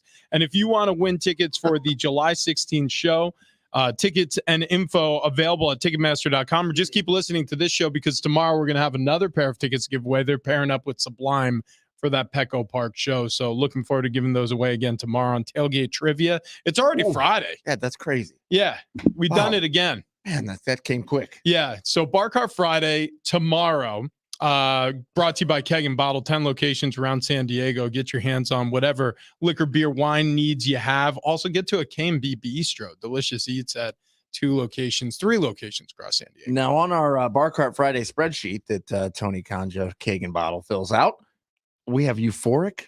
Yeah. Was it whiskey or rum? I forget, but I remember the story. Tequila. This guy's like a chemist, right? He's obsessed with the purity of the water he uses to distill his spirits. It's tequila. It's tequila. And so this is one of those distilleries that produces some of the purest stuff you're going to taste. That's the way it was described to me when Rick was supposed to come on a couple weeks back, but it got bumped a few times. And so now Euphoric is going to be on the show coming up tomorrow on a Bar Cart Friday. Yeah, no, I'm looking forward to that because, man, we've had some good tequila drinks. Good tequila. Yeah. A lot of tequila. Right. And we will continue with tequila. Correct. Which, by the way, I mean, we just announced it last hour. We're going to transition our Tuesdays from Next Level Fat Guy Stuff Tuesdays to Next Level Fit Guy Stuff Tuesdays. And it's really, it feels like a summer thing. Maybe. Yeah. Were we supposed to do this prior to summer to get our summer bods? Right. Is it summer yet? Yeah. I mean, I'm imagining there's going to be a Tuesday show where we all bring in like stationary bikes and we do the whole show while riding. That would be hysterical. I have one. It weighs about 10,000 pounds. Yeah, dude. Well, we all have trucks now. Exercise equipment. Yeah, I don't have a truck. Well, I have a 4Runner. It's not really a truck. It's a small SUV. Beep, beep. Yeah, and it does make that adorable sound when you lock it. I'm locked. Don't mind me. I'm just sitting in your driveway, just locking myself. Can we talk about how that happened yesterday? We go out to breakfast after the show. We park in the parking lot in the only space, like I'm the only car in 50 spaces. Right. We walk out of breakfast and there's a bigger, badder Tacoma parked right next to me. Somebody saw your Taco Ma and they said, I'll take your Taco Ma and I'll supersize it. Put you right in your place. With a lot of stickers. Oh, it had so many stickers. It had a sticker really on the gas tank. I don't even know if we can discuss that. No, it looked like a gentleman was bent over with a weird tail. Had a weird tail. Unhappy with gas prices. I think it's commentary on what's happening in this country and how gas prices have continued to rise. And he is saying something that gas prices is doing to him. Take in the nozzle. Yeah. Yeah, that's what happened. It was a souped up Tacoma, and it was like it had a lift kit. I mean, it was silver. It had like the tiger scratches over one of the headlights. Oh, it did, yeah. I mean, but of course, he parked right next to me. There was 40 spots maybe available. It was like, maybe it's less of what you think it was. Maybe it wasn't a guy trying to be a jerk. Maybe it was like, oh my God. These are my people. Like, my taco bro. Yeah, it's my taco bro. Like, I'm gonna park right next to him, and he was just in. Like, I imagine he was like waiting for.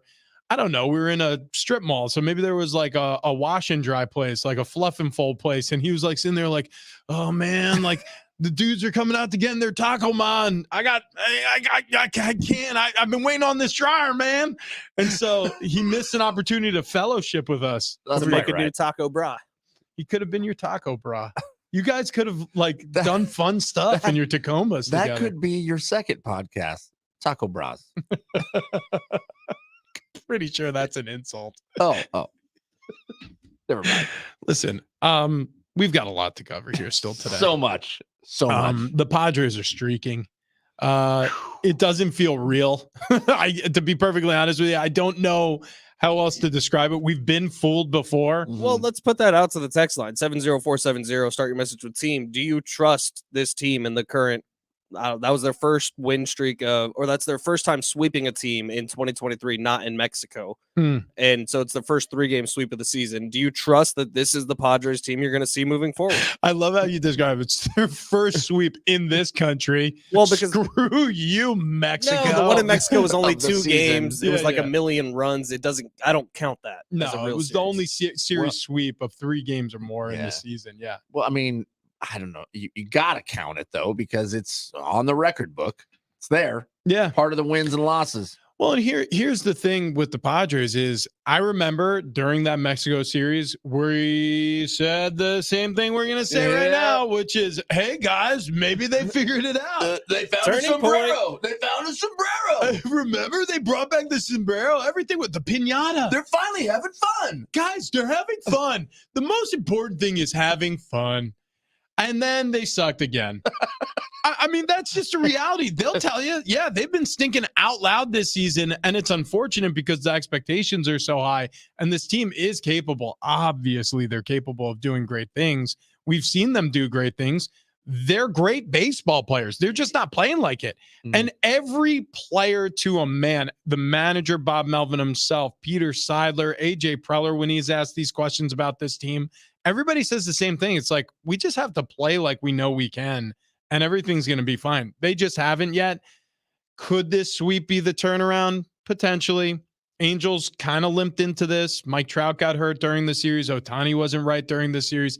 He's inarguably the best player in baseball right now, probably the best athlete on the planet ever. Right? Yeah, ever in the history of time. In the history of time. Like if you take every individual, every athlete there's ever been, is there anyone better than Shohei? No. I mean, there's no way. No hey, no way. 3 years. Yeah. This is but we're living in the time of Shohei, but we are also living in the time of these San Diego Padres.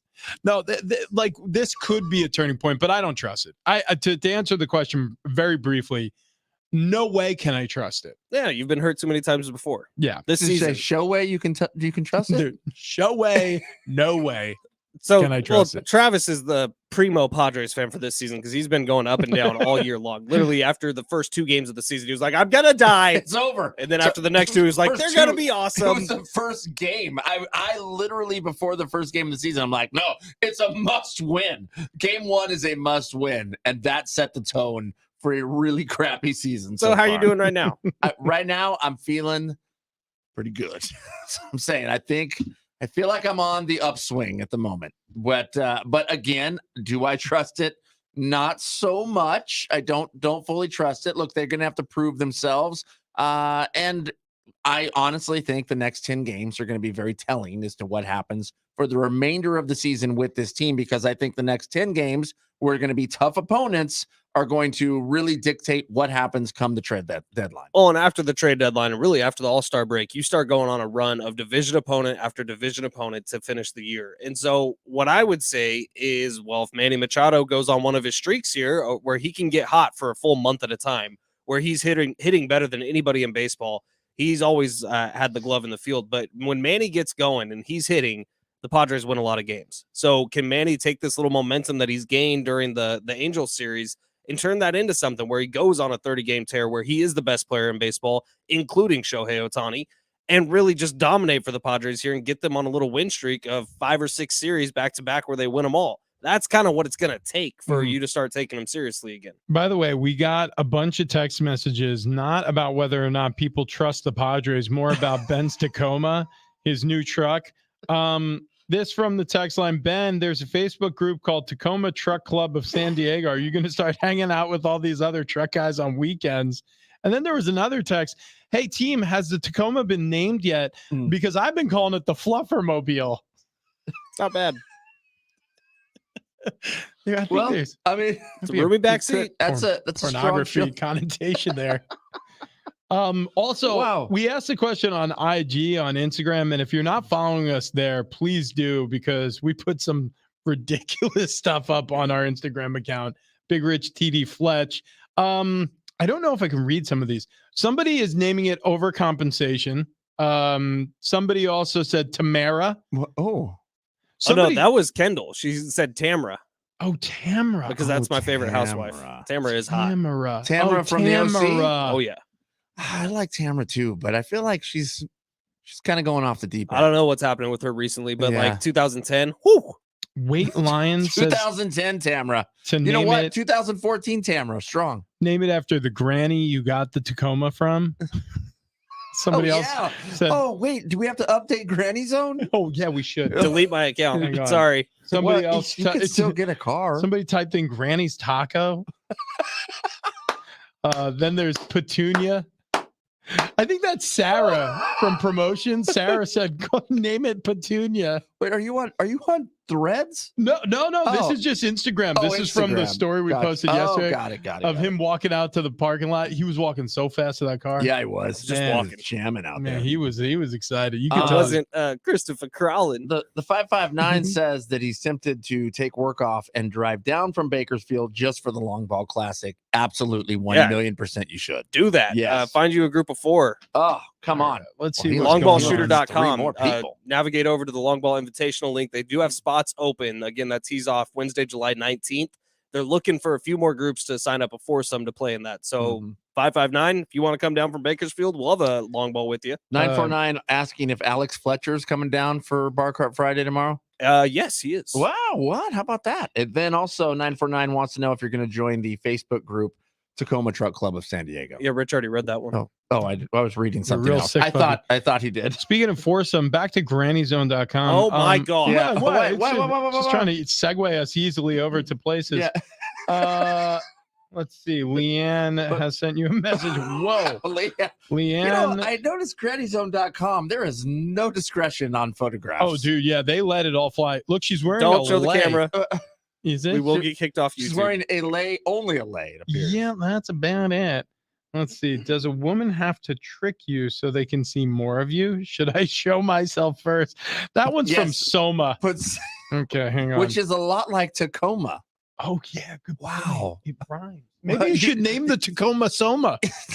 Tacoma Soma. Tacoma Soma. Sounds like a song or a drink, Yeah. not a truck. Let's see. This was yesterday from Colise. She says, "Hey, Fletch loves 69-year-olds. I expected more from you somehow. I don't just randomly write guys on here, you know. I thought you were looking for the same thing after all." What did I she thought write you'd be earlier? Eager to respond to messages. Quite disappointed. Oh, yeah. Actually, she did. Colise said earlier, when it gets cold outside, then things get oh, boy. Stop. Pause.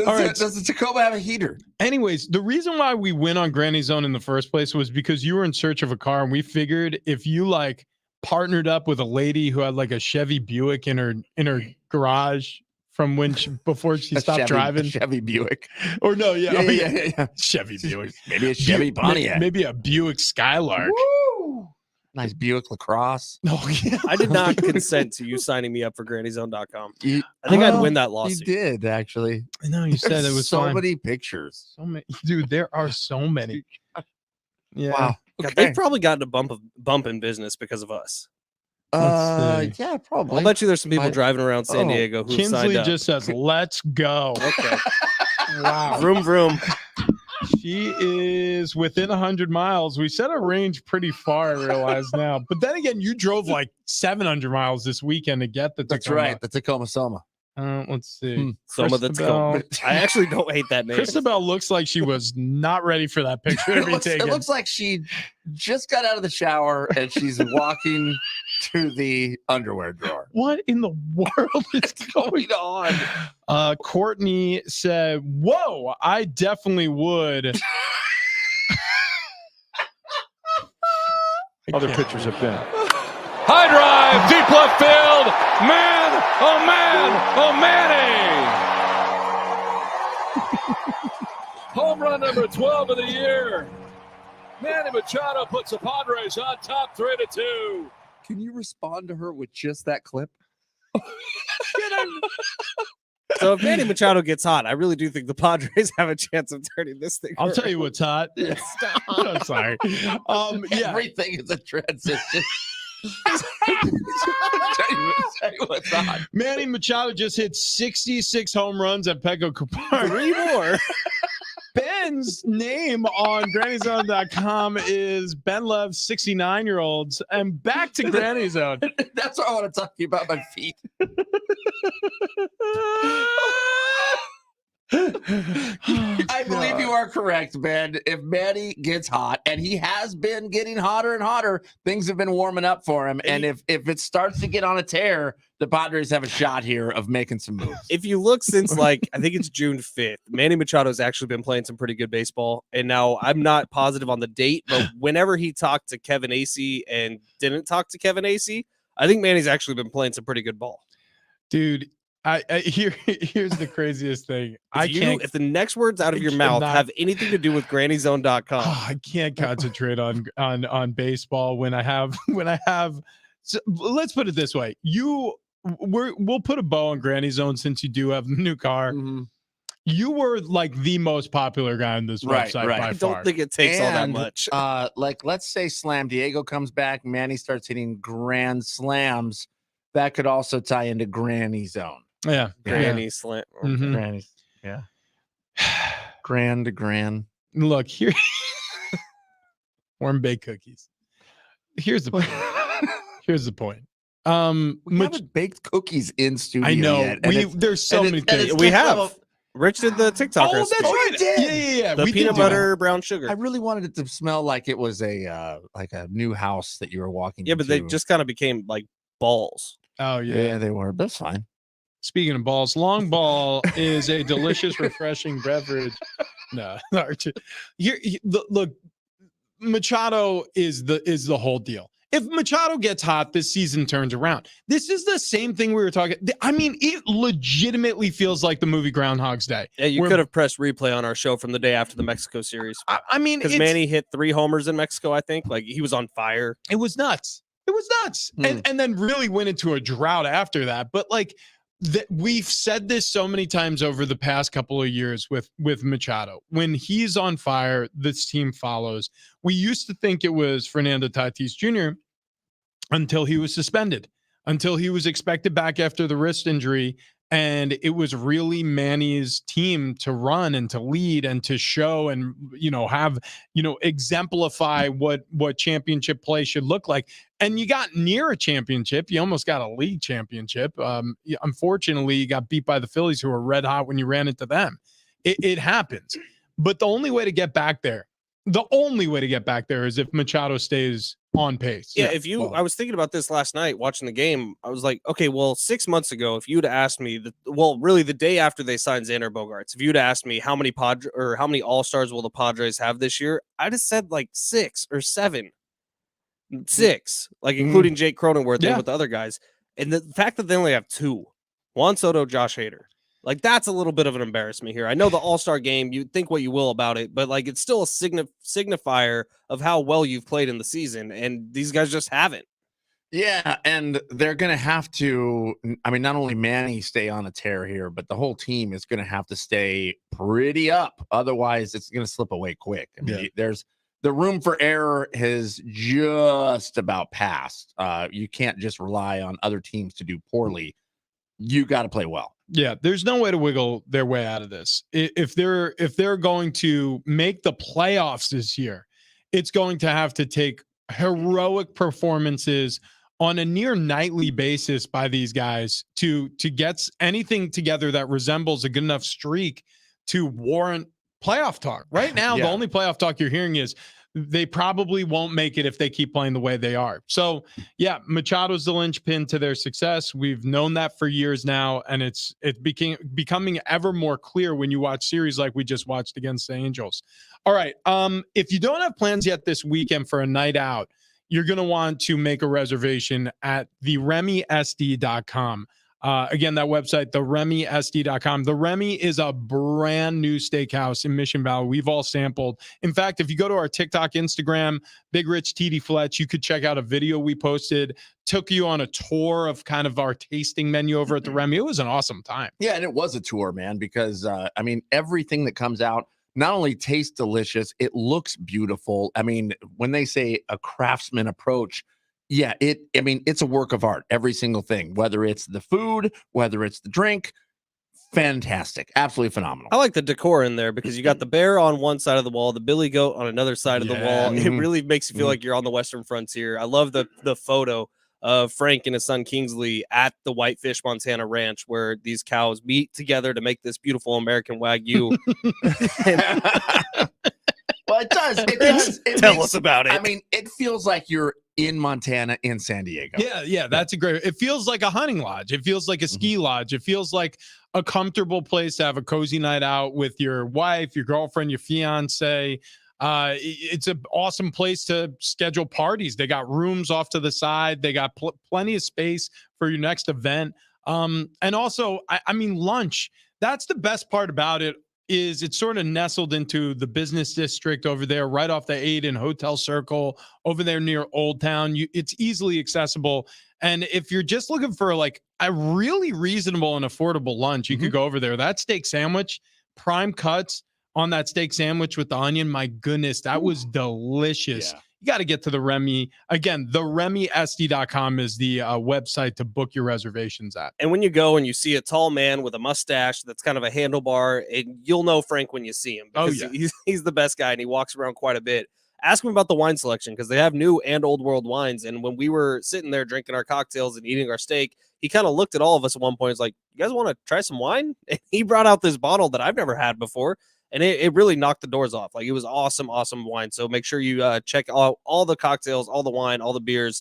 They got a good spot over there at the Remy. Right. Bring your family, bring your friends, lunch, dinner, private dining. Bring everyone you know. Book your reservation at the RemySD.com. It's the RemySD.com. Yeah. And coming up next, we got to get to this. Are we left holding the bag for Josh Allen? Are we really doing that? Yeah, that's next. It's the Darren Smith Show. Is there a player right now in baseball that you would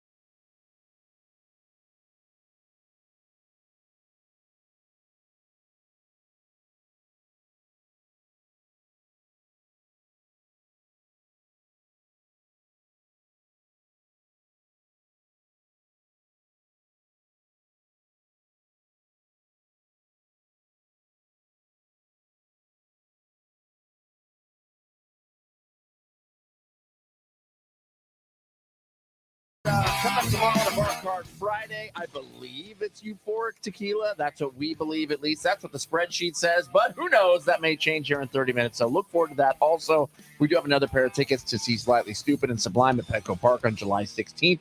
Tickets and info at Ticketmaster.com, or just listen in tomorrow. We'll do a little tailgate trivia, give those away. Looking forward to all that.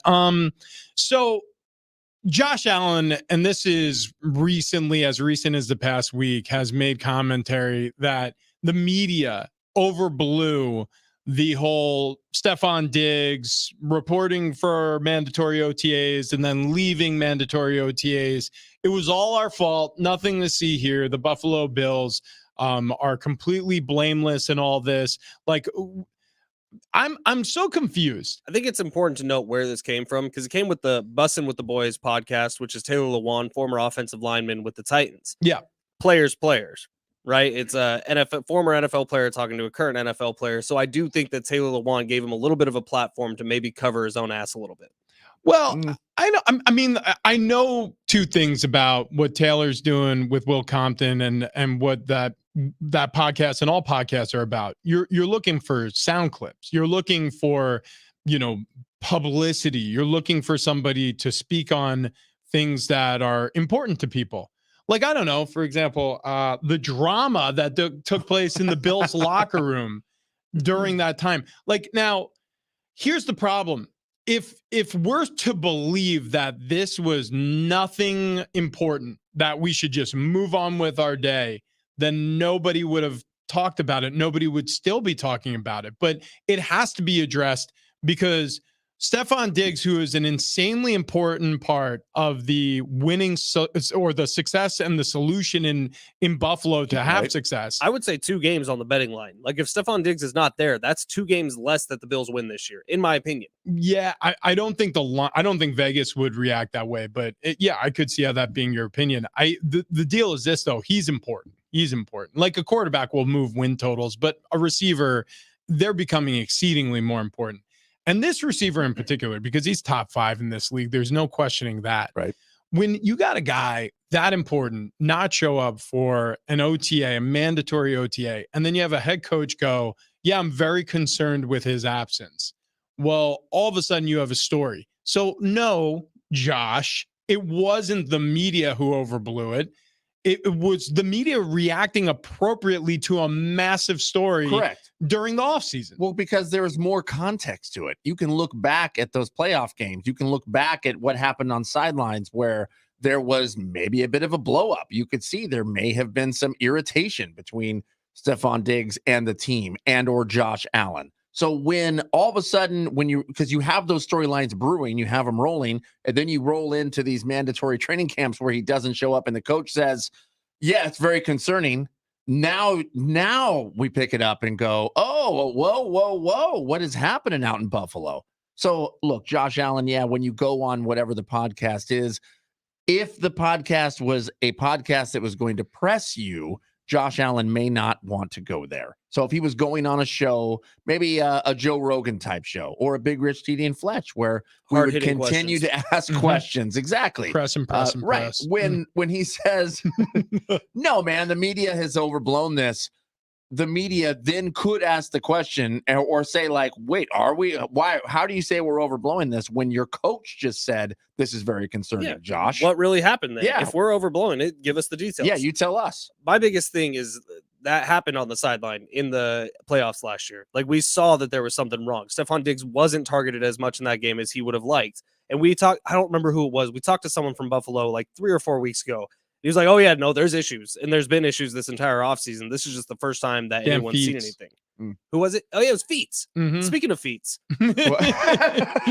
Yeah, we were chatting with him about it out there in Buffalo. He works out of Rochester, and he was saying, no, I mean, like, if it was a nothing to see here type of story, then it obviously would have been a situation where the head coach of the football team would have said, oh, no, Stephon Diggs was excused from the team facility. I gave him the day off. Yeah, nothing to see I think here. this is also young quarterback, right? This is Josh Allen, who maybe this is his first time really dealing with some drama, and he's trying to handle it by being the ultimate shield for Stephon Diggs. Like, and I don't know that that's necessarily what Stephon wants. He probably just wants Josh Allen to stop talking about it altogether.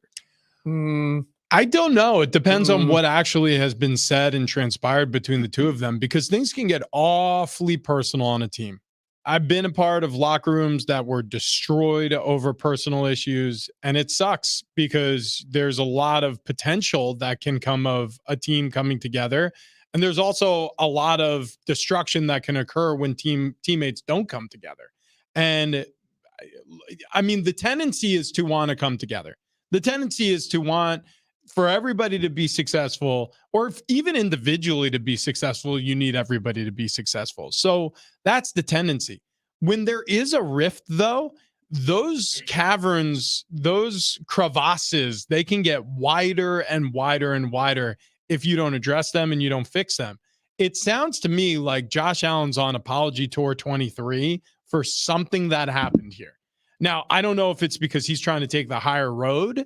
I don't know if it's because he's really to blame here behind the scenes, but for whatever reason, it feels to me like Josh Allen is apologizing and saying, this is my guy. I love Stephon Diggs. This is my boy. He's saying everything he possibly can to smooth this thing over. And meanwhile, we're not hearing much from Stephon Diggs. Nothing. Yeah, outside of a couple emojis on Twitter. Well, he did tweet right after the "I'm very concerned" message from McDermott. He tweeted out saying, I just letting people cap. If them lies help you sleep better, tell them, big dog. And is that towards Josh Allen? Is that towards Sean McDermott? Yeah. Who's it from? I don't know, because according to Josh Allen, this was day before yesterday, the media asked him about the event, and he said that McDermott told Diggs to go home. Yeah. So, I mean, the information is so conflicting everywhere. And that's, again, while the media goes, no. There's something's going on here. There's a problem. We don't know what the problem is. Josh, Sean McDermott, maybe some of the guys on the team don't know, but those three certainly do. You know what I mean? They certainly do know what's going on. The solution, I mean, maybe there isn't a solution. But one thing I do know is blaming the media is just a cop-out. I mean, you heard Aaron Rodgers do this when he got into hot water. And like I said, I like authenticity. I like honesty. I like hearing from people. But what I didn't like from Aaron Rodgers during the whole pandemic thing was blaming the media for everything. Yeah. That part of it always just falls hollow for me, because you're a grown person who can speak for yourself, and you do often. The media is not to blame. The media is a tool.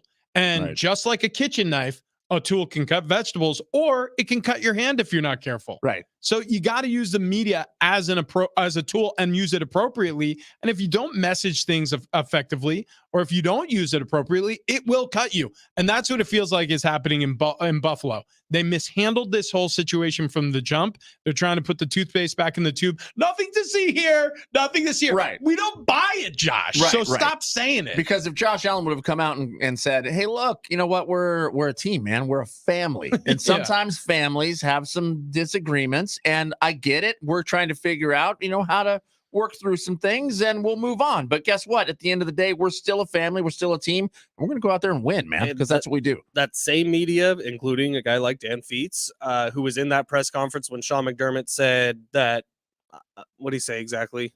He said, I'm very concerned. Was the exact quote. And then Josh Allen was talking about how much he loves Stephon Diggs. Like, that same media is also going to be in the locker room every single day of the regular season. Yeah.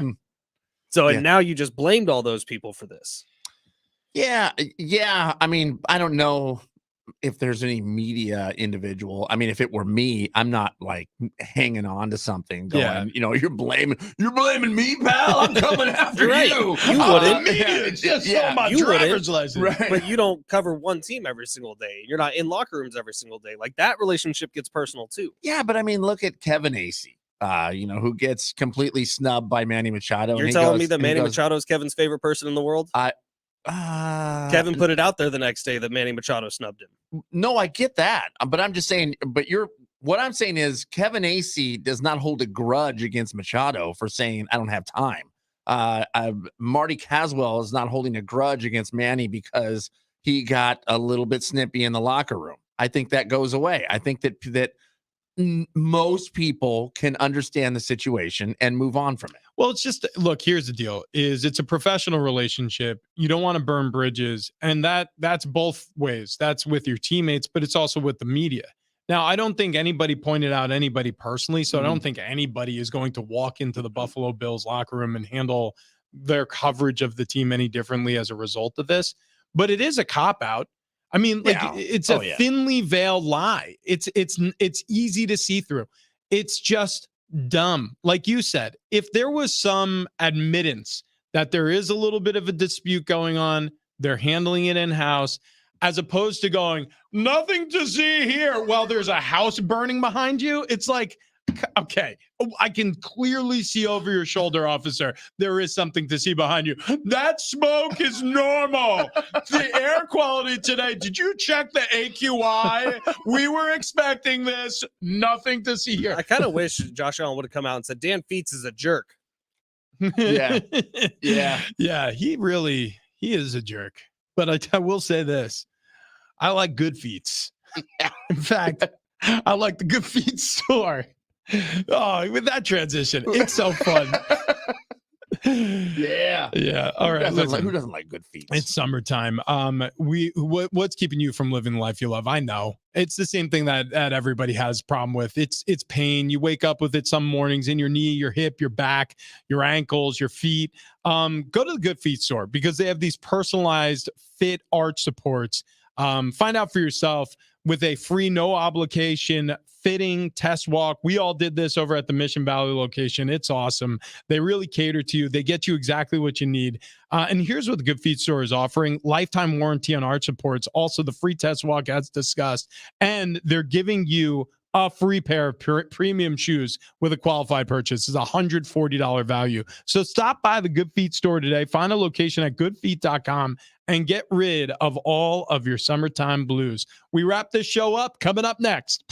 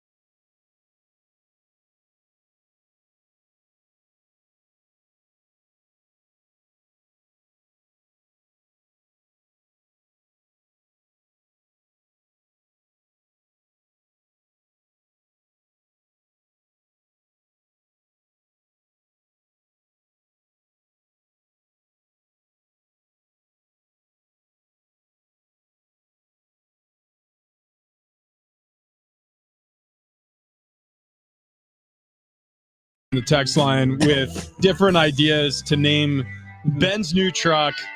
We asked on Instagram. We read some of those earlier. Here, we'll get to the text line. Somebody wants to call it the sweat transporter. It's true. Somebody wants to call Fletch's truck the lot lizard. A lot of people, actually, more than one person has tuned in for that one. The Merced Mercenary. Yeah, right? Pretty good. Merced Mercenary's Mean Machine. Bomb Cyclone's Bone Crusher. Yeah. Big Sock Brock Bandito. Let's see. What else do we got? Coors Light Crow. The Puddle Peddler. Wow. Huh. I mean, there's a lot of good. A lot of strong. The long ball entries. limo. Oh, the long ball limo. That does work. Yeah. How about the Remy Roller? Oh, the roller. I like It that. depends on the day. Depends on the time. Dude, I can't say this one. Oh, I guess that one's a play on Black Hawk Down. We can't say that now. We cannot say that. It is a black Toyota Tacoma. It is. This is true. 619 also asking, can TD please read more player tweets? His voice sounds great reading players slang. No cap. Yeah, no cap. Yeah, rolls off the tongue. Yeah, so we still don't necessarily have the Tacoma's new name. I still like Benny and the Jet. The Jet is a solid name. The Jet is good. What was the grandma name? Soma the Tacoma? Soma the Tacoma. Tacoma Soma. Yeah, that was off of GrannyZone.com. A suggestion in from Chalise. Yeah, Chalise. Which she seems nice, by the way. I don't know. Yeah. She's within 50 miles. Hey, you know who's nice? Very open. My wife, Kendall. Right. I mean, she's great too, but does she have a car in her garage from 1987? Exactly. No, she has one from 2014. Like a Buick Lucerne. She does have a Buick. Okay. Oh, hey. All right. Well. Maybe there is some gold in them hills after all. And it was her grandma's car before it was hers. By the way, nobody wants to weigh on whether they trust the Padres. Yeah, They are no one just can. saying, everybody's just sending truck names. It's impossible to trust this team. Yeah. Nobody. So far on the text line, literally, we gotten one text about the Padres so far.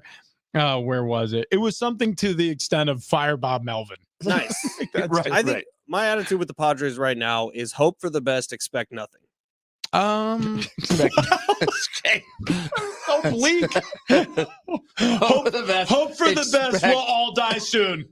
The end. Thanks, Mac Angle. No, but like expectations were so high coming into this season. I'm done with expectations. I expect nothing. I expect them to win. I expect them to win every single time they play. That's what I expect. I agree. I can't help myself from expecting them to win because you just look at the names on this roster. Right. It's just impossible not to expect them to win. Wait, you're telling me Juan Soto, Fernando Tatis Jr., Xander Bogaerts, and Manny Machado all are going to hit in a row in some sort of order. And they're going to be 41 and 46 at the.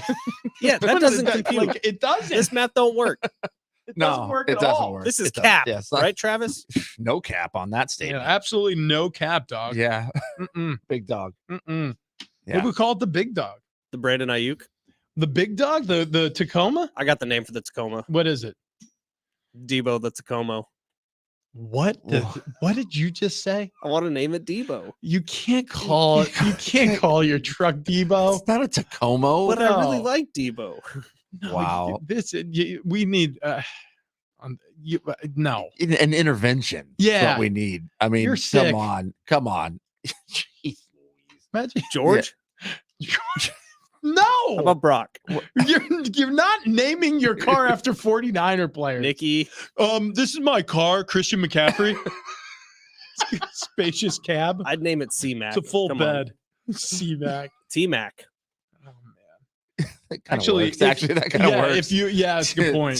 C-Mac to T-Mac. That does work. Yeah, I that does. I don't hate it Yeah. as much as calling your car Brock. This is my car, Brock. It's named after 49ers starting quarterback from the 2022 season. He's never started since.